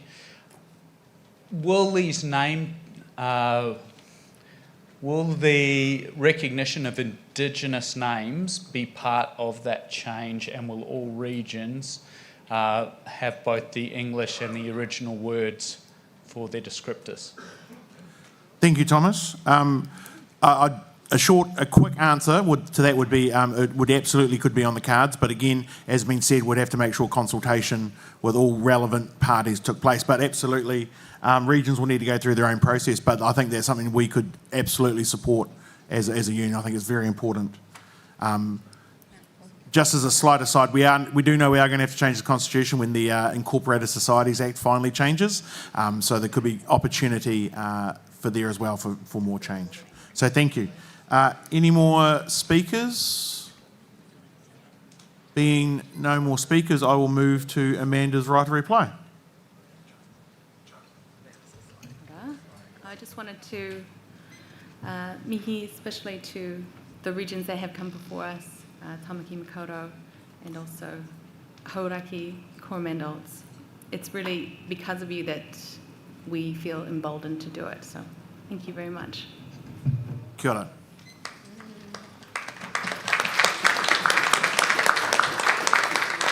So I will put the recs together. All those in favour? Aye. Against? Abstentions? That is carried.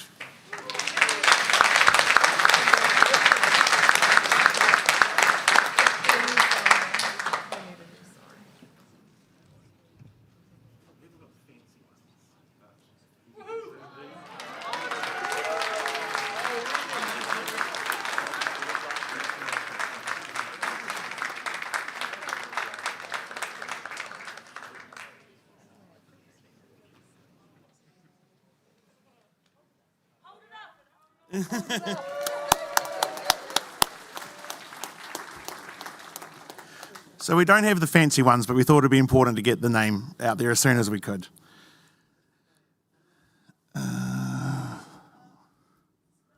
Is there a spelling error? Oh no! Oh no! Okay. Cool. Thank you for that. Did we miss a macron? So we'll move back to, we have some time before we break for our regional meetings. So we will move back to, that's regional meeting, yeah. Sorry, regional meetings. So we'll move back to flexible learning spaces. So I can ask the mover and seconder to come up for that. Thank you.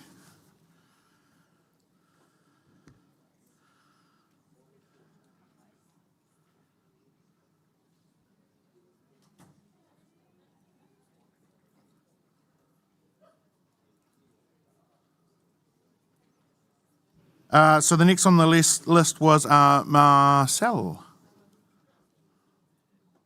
Marcel? Yeah.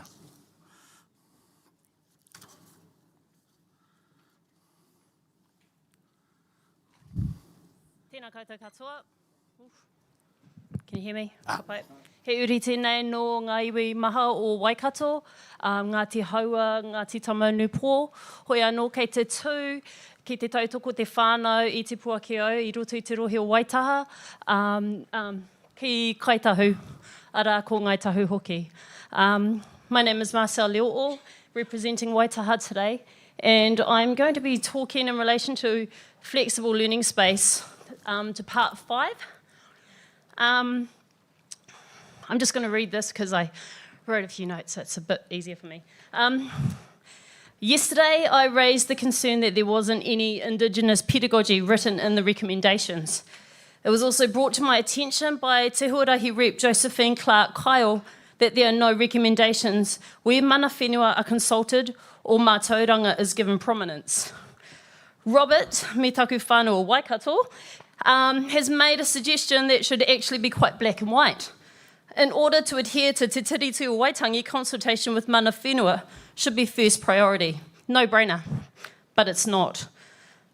I believe that Indigenous pedagogy, mātauranga taketake, in other words, long-established ancient native knowledge, should be considered before and take priority over foreign pedagogy.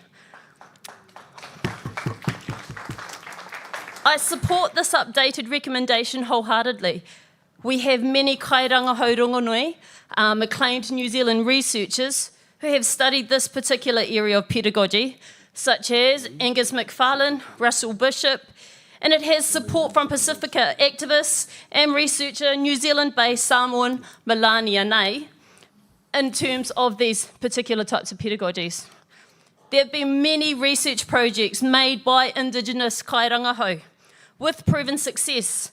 However, due to the lack of funding and or lack of recognition, these projects have not been able to be completed. And yet, oops, my heart's beating out of my chest. You're doing great. Ka pai. And yet, it seems money is found to support research of foreign researchers in foreign countries, usually European-based or non-Pacific countries, that have been implemented with the expectation that their teaching pedagogies will work here for our Māori and Pasifika akunga. It ain't happening. Again, I support this updated recommendation 100%. And I hope that the support I felt from this recommendation of change yesterday is felt throughout this room too. I will leave you to ponder on this quote by our own Russell Bishop in hopes to encourage those who may be weary. What works for Māori works for everyone, but what works for everyone doesn't necessarily work for Māori. Ko takoto te wero, kei a koutou te whawhai. Nō reira, tēnā koutou katoa. Kia ora. Jacinta.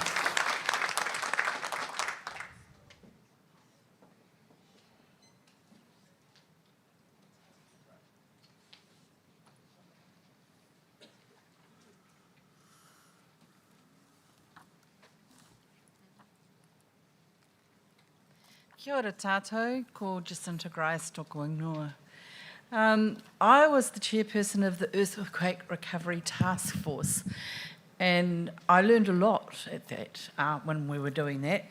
It was a terrible time for us in Waitaha, and we met with the ministry on numerous occasions, and we were told that modern learning environments, and they kept changing their name, but over that time it turned into flexible learning environments and all of those other names. And in my world, they were only open plan because when I was a child, there was open plan at Rowley School, and they didn't last long. They all got moved on. And here we were, after a big disaster, facing what, by another name, was an open plan classroom. So the ministry said, get used to it. This is what we're having. This is the way of the future. We pointed out at the time it was not evidence-based. They took teams of people from Waitaha over to Queensland to look at what they were doing. And actually, by the time we got there, half of them were putting the walls back in. But here we were, not even looking at what their mistakes were and trying to fix them. We were copying their mistakes. And they just said, you're just going to have to live with this because this is the way of the future. There will be no schools in New Zealand that are not going to be modern learning environments, which was really heartbreaking. And then we had the demise of Aranui High School, and someone mentioned about how they got rid of a school. Well, Aranui High School, and Daniel mentioned it previously, they went in with a bulldozer. They took out a perfectly good gym. They even took it down with the basketball hoops still in it. It had an amazing technology room, cooking area that was state of the art. They used it for their chefing classes, and they didn't even take anything out, and that got bulldozed down as well. And they didn't take the teachers with them. They didn't do anything like that. It was the most heartbreaking thing that you could ever hope to be a part of. And then when we talked about these modern learning environments, we said, well, what about neurodiversity? And it's sort of a bit ironical that both papers are up before us at this very conference, because that's the area I work in. I said, my kids won't cope with that. What about the noise? And they go, oh, we've got such good architects. They're going to be able to deal with the noise. Really? So I said, oh, that's lovely. Well, what about the visual overwhelm? Oh, what do you mean by that? Well, you know, seeing too much stuff so that people can't learn. It's too distracting. Oh, don't worry. The architects will deal with that too. So, you know, Rangiora High Schools currently, they had a big modern learning environment and they're putting in their walls back in. So I just think this whole thing has been terrible, because all that money that actually got wasted, based on God knows whose idea, because it certainly wasn't backed up by evidence, and it certainly wasn't supported by the Earthquake Recovery Task Force. We asked those questions over and over and over to those people. So I really support this paper, and I hope that Hawke's Bay doesn't have to face any of the things that we had to that happened to us in Waitaha. So yeah, I urge you all to support this paper. Kia ora. Kia ora, thank you.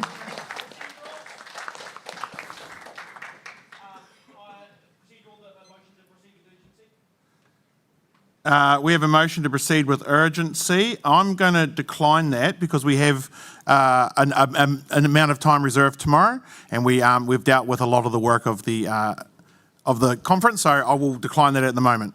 Thank you. So that's the end of that speaking list. So we'll move back to Hamish's amendment to the second is indicated. Tēnā tātou katoa e te whānau o PPTA. Ko Natalie Faitala ahau. I'm the executive member for Counties Manukau, and I work in the oldest school, that's our oldest secondary school that's still operating in New Zealand. And the school was founded in 1844. So the historical buildings that I work in are far removed from the shiny new flexible learning spaces that many teachers in this room find themselves teaching in.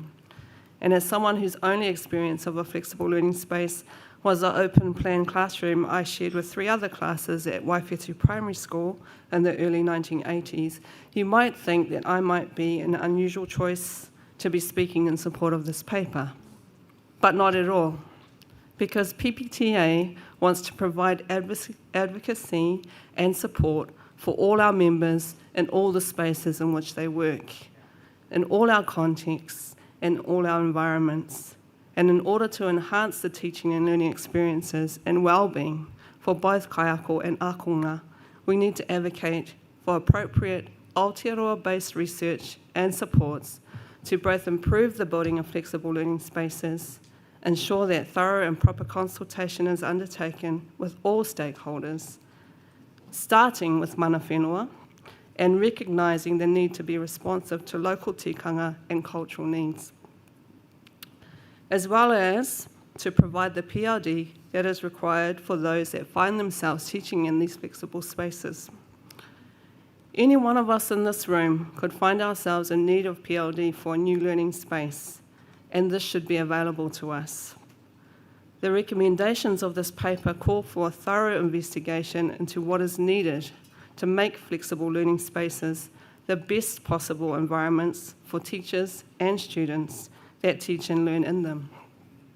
I want to speak to the reason that recommendation 2, with regards to thoughtful and coherent change, has deliberately been kept broad and open and not made specific. In the realm of flexible learning spaces and the changes that might occur as a result, a vast range of thoughtful changes could be proposed, including relational and pedagogical change. This would allow recommendation 2 to be closely aligned to recommendation 5, and by not tying down the rec to specifics, it ensures that all kinds of change that may come about in flexible learning spaces will be included. I urge you to vote for the recs as they stand. Ngā mihi maha na kia kaitai. Tūrau Hawaii. Kia ora. So we're going to close the speaking list there for that. We will stop. We will put this paper aside at the moment because we're about to start your regional team meetings, and we'll pick that up again tomorrow in our reserve slot. So I'm going to have to unfortunately ask my mover and seconder to get off the stage again. Well, yes, you can sit there for a moment. That's fine. So we're going to move to our regional meeting times. That's a time for you to discuss anything that has come up, anything that is in the future. We still have the Code of Ethics and the Flexible Learning Spaces paper ahead of us. And general business, which is going to come on the screen soon, I hope. We've only had one item of general We'll just check with Kylie at the back that the general business has been distributed or not. You can say no. No, it hasn't yet. So we'll just tie-ho for a minute. One item of general business that I'm going to be asking your... what did I say? Oh, sorry. One item of general business that I'm going to be asking you to indulge me is that for tomorrow I very mistakenly forgot, didn't notice Fire wanted to speak when she reserved, and so tomorrow for general business she'll be doing her speech. I think it's very important and to correct a mistake I made. And so that's one item of general business. You don't need to discuss that as your regional teams. But we're very hopeful that'll come up soon, so you could be able to discuss that. If not, it'll be put in front of me to read out, I'm sure. So just chat quietly amongst yourselves for a moment. Oh, while you are chatting quietly amongst yourselves, sorry, there was some other housekeeping. You may have seen some very lovely badges coming from Auckland. Auckland, particularly Louise Ryan, has said that she will take orders for this unionist, this Barbie is a unionist. T Swift entering her My Activist Era and Kieran's Negotiations badge. There will be a QR code put up at some point for you to be able to order that. They are free of charge at the moment, she told me, so feel free to do that. So it'll either be put up later today or tomorrow. Because they're apparently very popular. I've already lost my This Barbie is a Unionist badge. Kia ora. The general business, the Waikato region requests that executive continue to progress the recommendations in the report evaluations of secondary school laboratory managers role and report this back to the 2024 conference with the idea of including this work to be included in the 2026 negotiation. That is moved by Rob Tor and seconded by Faith Tautuhi. And each rep from each region will come and collect the front to collect that, so you've got a hard copy. And I've got another note coming to me. Regions, you just need to find a space. Just need to find a space to have your chat. There's no specific spaces for regions to meet. So those will be up the front to collect. So we'll break off into our regional meeting time. Thank you so much, everyone.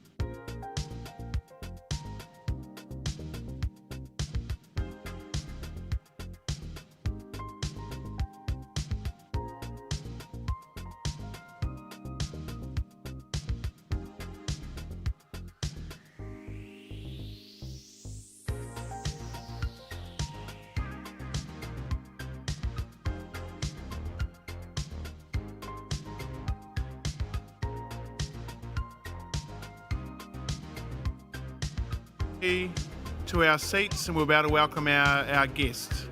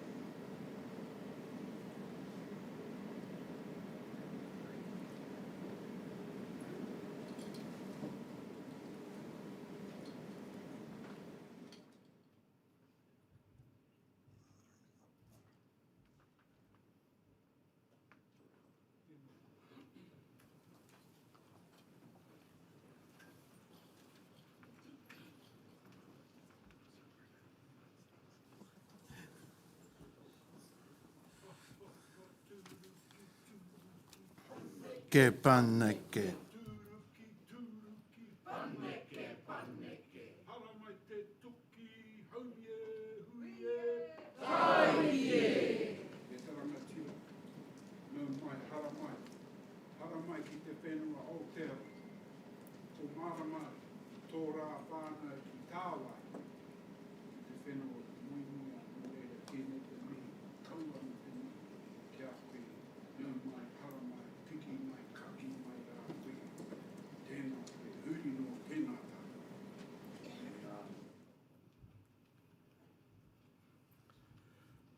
Mā te whakapono, mā te tūmanako, mā te titiro, mā te whakarongo, mā te mahitahi, mā te whakamomori, mā te aroha, ka tai e koe. Mihi ki a koutou, tēnā koutou, tēnā koutou, tēnā koutou katoa. Nā mihi ki a koe, matua, Russell, nau mai haramai ki tēnei whenua o Aotearoa. He mea te ki a koe, mō tō haere ki te whenua moimoia i tēnā koe. It is my pleasure to introduce Pa Russell Honore, who is the Aboriginal Education Coordinator at the New South Wales Australian Education Union Teachers Federation. While a leader in many respects for education and First Nations advancement, he is a committed voice and leader for a voice to be embedded in the Australian Constitution. Australian Education Union, Yalukit Yuljin, the National Aboriginal and Torres Strait Islander Education Committee of the AEU. A voice and a leader of the historic reconciliation and discussions to Parliament and to the United Nations. that First Nations share in the consultation, representation and decision making over their own affairs, education, health and employment. The AEU and New Teachers Union supported self-determination through this constitutional reform. The ultimate goal for Matua Russell is to ensure a voice, truth and partnership, to create positive decisions to impact on First Nations lives in Australia and local communities, uniting Australians together for the cause. Nau mahara mai ki te atamira te pā Russell Honore.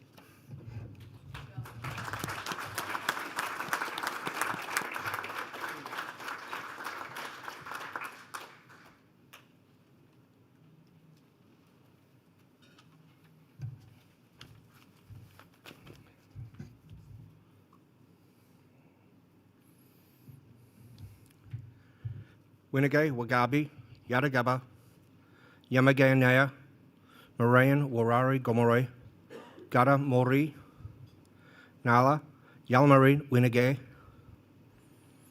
Maraga, Galaga, Nalaga, Wallabaga, Nala, Buddha, Gadagi, Namare, Yalmari, Winagay. I'd like to acknowledge country where I'm standing on. I'd like to acknowledge your people, your ancestors, from the lands and the seas and the skies.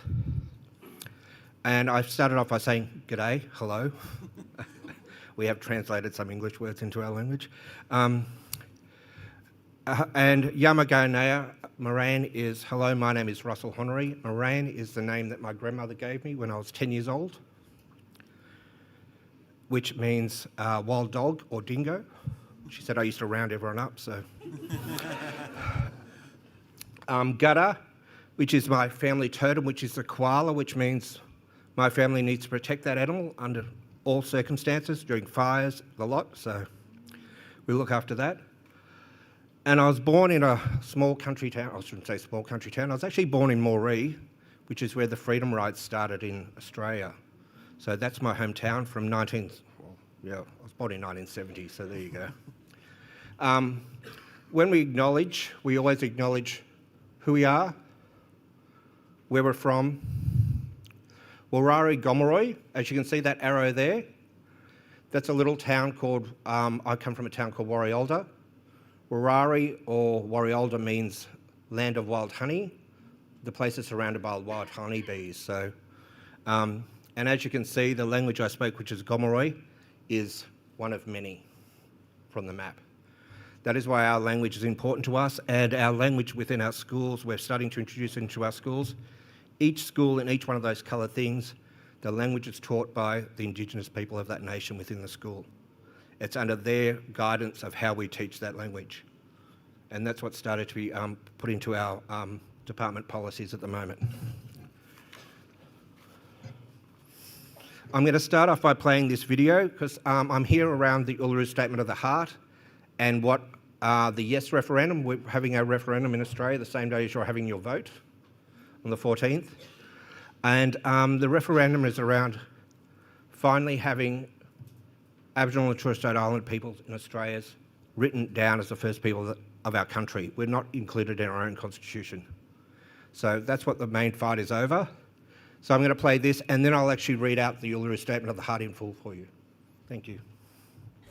5 years ago, on the red sands of Uluru, an invitation was read to all Australians. We invite you to walk with us in a movement of the Australian people for a better future. Those words conclude the Uluru Statement from the Heart, a product of 2 years' consultation with First Nations groups right around Australia. It calls for voice, treaty and truth in that order. And that's important because we need to have a voice at the Truth and Treaty table. One thing that Australia hasn't tried yet is ensuring that the recognition of First Peoples is front and centre, and that's the decision-making of our democracy. At its core, the statement seeks two things: a referendum and a Makarrata Commission. First, a voice to Parliament would need to be enshrined in the Constitution so no government of the day could undo it. That would create a First Nations advisory body, giving Indigenous Australians a say in laws and policies that impact them. The final two elements, treaty and truth, would be overseen by a Makarrata Commission, named after the Yolngu word for coming together after a struggle. That would negotiate formal agreements between different First Nations groups and governments and oversee a truth-telling process to acknowledge the ongoing impacts of their dispossession. At first, the statement was dismissed by the federal government. It's very short on detail. Couldn't be shorter on detail, in fact. But on Saturday night, this was the first commitment Anthony Albanese made as Prime Minister. On behalf of the Australian Labor Party, I commit to the Uluru Statement from the Heart in full. This is an opportunity to unify us. This is an opportunity for all Australians to rebuild their relationships with First Nations communities. An opportunity, communities say, to write their own futures. Claudia Farhart, SBS World News. So that basically gives you an outline of where we've come from within the last two governments in our country. So I'm going to read the Uluru Statement of the Heart. This was written in 2017. I'm very lucky to be working for a union that accepted this as soon as it was written and has been supported through all our state branches, as well as the AU branch, which represents about 200,000 employees, I think we have in the AU, Australian Education Union. So, and I was put in charge of the Yes for Voice lead for our union. So I've been actually putting this out over our whole country for the last 8 months. So we gather here at 2017, the National Constitution Convention, coming from all points of the southern sky, make this statement from the heart. Our Aboriginal and Torres Strait Islander tribes were the first sovereign nations of Australia's continent and its adjacent islands, and possessed it with our own laws and customs.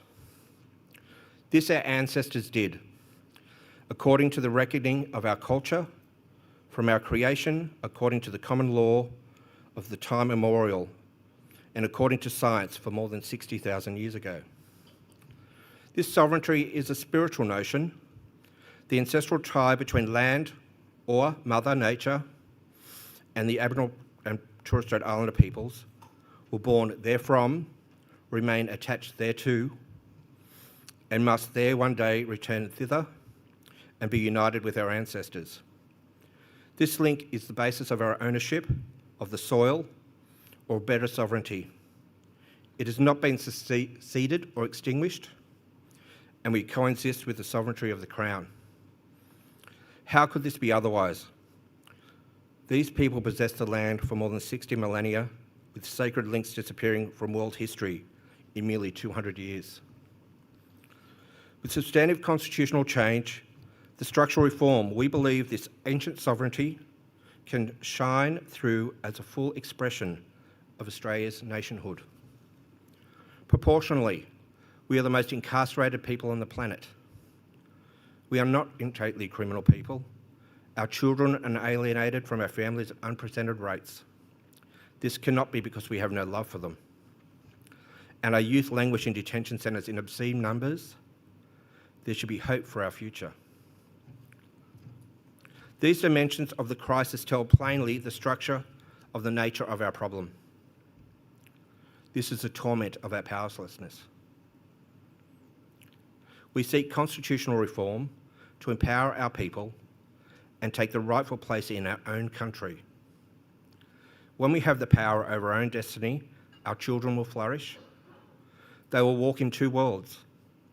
With their culture, they will be a gift to their country. We call on the establishment of the First Nations voice enshrined in our Constitution. The Makarrata, or the culmination of our agenda, is the coming together after a struggle. It captures our aspirations for a fair and truthful relationship with the people of Australia and for a better future for our children based on justice and self-determination. We seek a Makarrata Commission supervised by the process for the agreement making between governments and First Nations for truth-telling of our own history. In 1967 we were counted. In 2017 we wish to be heard. We leave base camp and start our trek across our own country, we invite you to walk with us with the movement of Australia for a better future. This was written by all our national groups. The group of people that put this together were representatives from all our nations. We actually invited our elders and our youth to this conference so they could work together, because the youth are the ones that are going to carry this history through. So we thought they needed a say in this as well. So this has come from them. And what we're actually asking the people in this referendum at the moment is to actually, one, to include us in our own constitution. After 122 years, we're still not there. As I said, in 1967 we were counted. So in my family, I'm the first person actually counted as an Australian citizen. That's how recent this was. My brothers and my mother, my father, were all counted as flora and fauna. So that's how we were counted. So this is why we need change, and this is what we're asking for. So can I have the next slide, please? So as I said before, the AU has committed to this. They've put resources behind this. I have been asked to be the Yes coordinator for the Australian Education Union, because our committee, the Yakult Lynch Committee, said, we want you to walk with us to do this. We don't want you to do this for us. So I, as an Aboriginal person, have been put in charge of this, and all the states have actually given me Aboriginal officers to work with across the states as well. So I'm actually working with each state, which is actually led by another Aboriginal person from that region as well. So, and then we feed it down to everybody else. Thank you. The AU is also part of the ACTU, and the ACTU is the Australian Capital Territory Unions. It's when all unions come together. And all unions, as part of this, have also accepted this. So other union branches are doing their stuff as well. My role has been to put it out to schools and education departments. Pushback from a lot of government departments, but most schools are taking it on. We've been told we can't teach this in a classroom because it's political. Well, yeah, it is. But, and we've been told we can't talk about this in classrooms. Our teachers can't talk about this in a staff room. But what we've done is, once we call a federation meeting, we can talk about anything we like. So the staff are going into their staff rooms at lunchtime and just calling a flash federation meeting so they can talk about it. And there's nothing the principal or anyone else can do about it because they're in a federation meeting. So we've worked a way around to get this done. Thank you. So my role basically has been making sure our older students and our TAFE students are actually enrolled to vote, which has just closed, I think, a couple of weeks ago. We've had over 200,000 people enrolled to vote in Australia that have never voted before. And a lot of those people are from stolen generations because they didn't believe they were included anywhere, and they're enrolled to vote just so they can vote in this. So to achieve, we need a simple constitutional change. Basically, the constitutional change comes down to two things. One, we need to recognise Aboriginal and Torres Strait Islander peoples in our own constitution. And we always say if you think that's a yes, then you need to vote yes.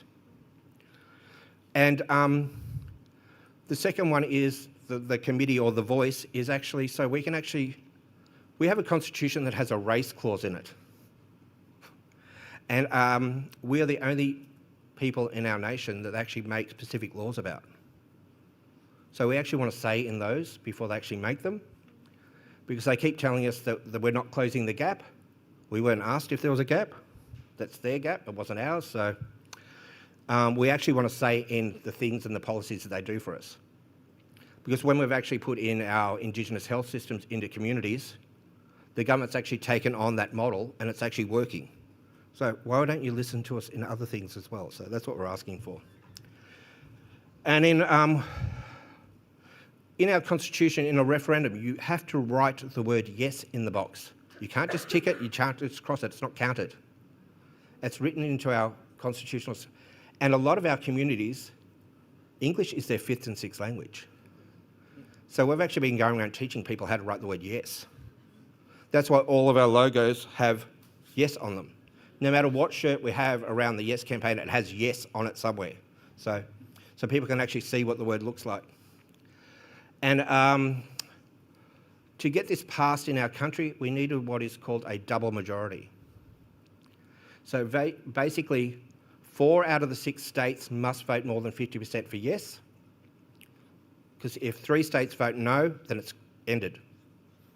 And then because the ACT are the Northern Territory, territories, they're not states, they're counted in the overall vote, so therefore we have to win the overall vote as well, which makes it really hard because in the last 122 years,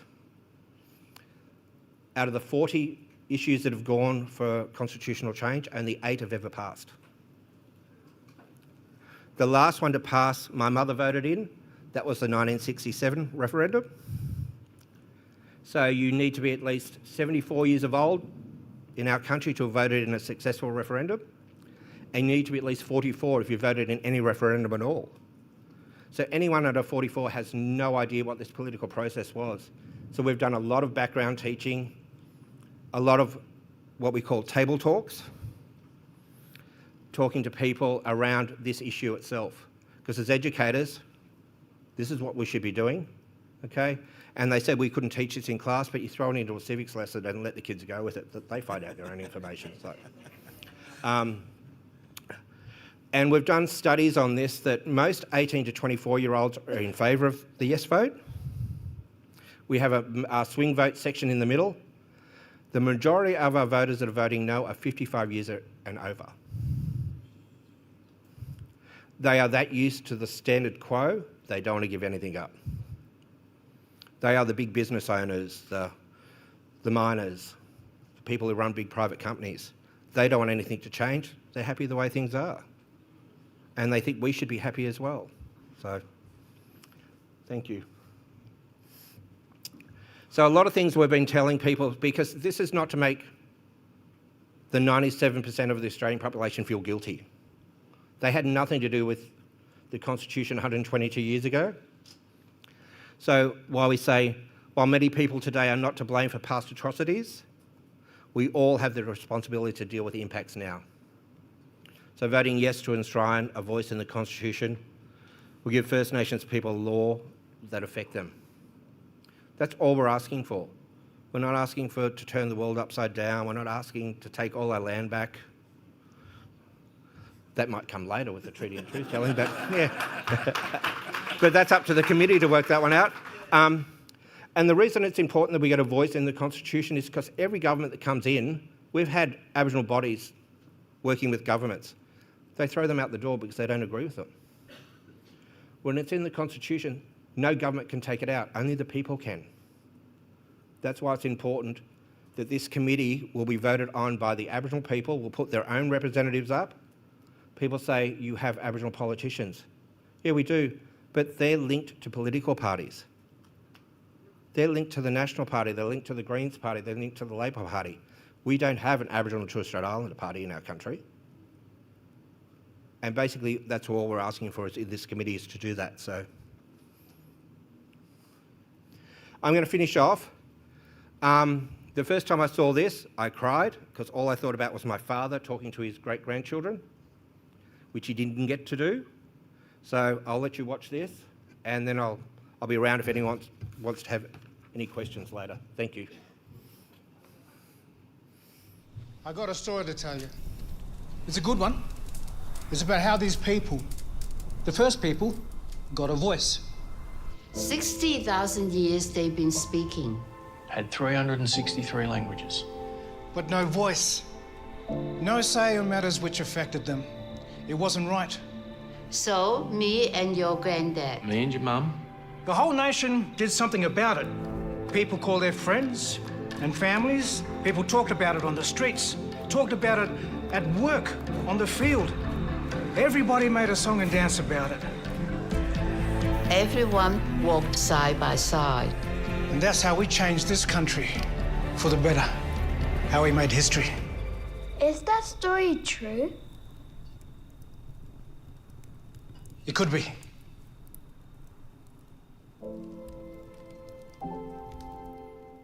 Authorised by the Uluru Dialogue Sydney.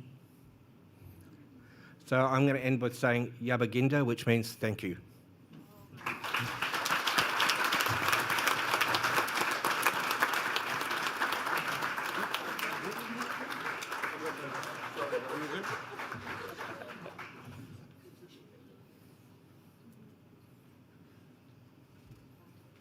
How was that for a grand entrance? Sorry about that.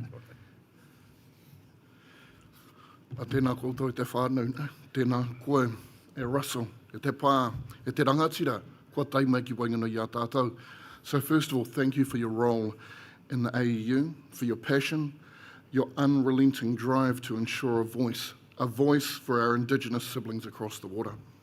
You're a mentor, a rangatira, and a role model to so many. And so that's why we would like to say yes. Your leadership, support, and willingness to ensure there will always be an Indigenous voice at the highest levels is nothing less than courageous. And to that again we say yes. Now, in our own experiences as Māori, we often find ourselves presenting, doing kōrero karakia with very little notice. What others don't realise though is that when we exercise our cultural practices, we have the weight and the expectations of our whakapapa and our ancestors on us. That's 30 plus generations from Kiwa's realm right across the Pacific Ocean all the way down here to Aotearoa. But as an Indigenous Australian, you have the weight of your ancestors on your shoulders that stretches back 60,000 years. And so therefore, as Te Wahinga Rua, as Te Huarahi Māori Motuhake, thank you for sharing that story and for sharing the story of your ancestors that goes back so far. You're fighting to provide a voice for your people, your whānau, and your country, and we thank you for your passion, your effort, and your successes. Me pēnea no te ki, yes. Nō reira, tēnā koe te rangatira.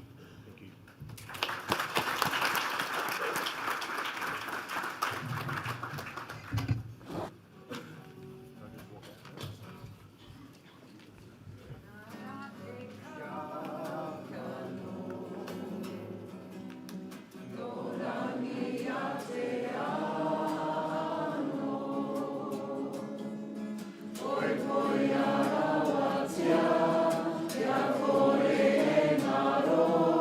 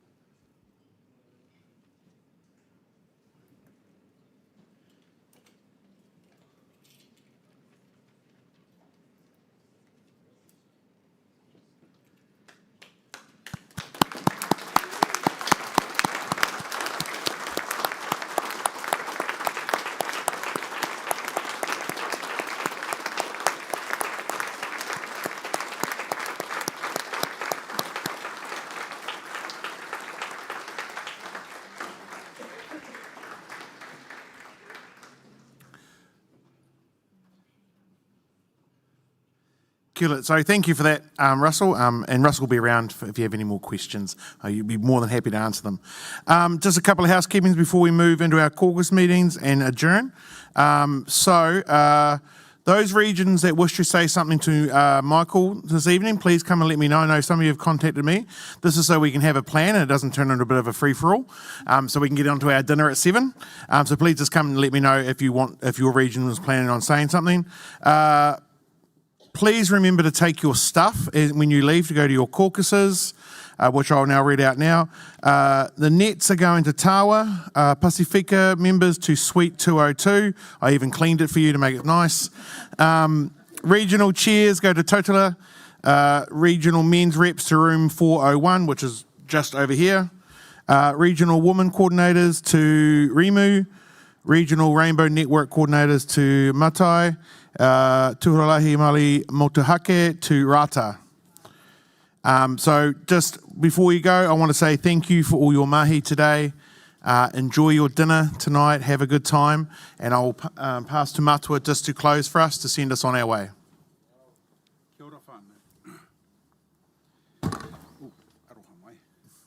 Kia tau ko te Māori noho.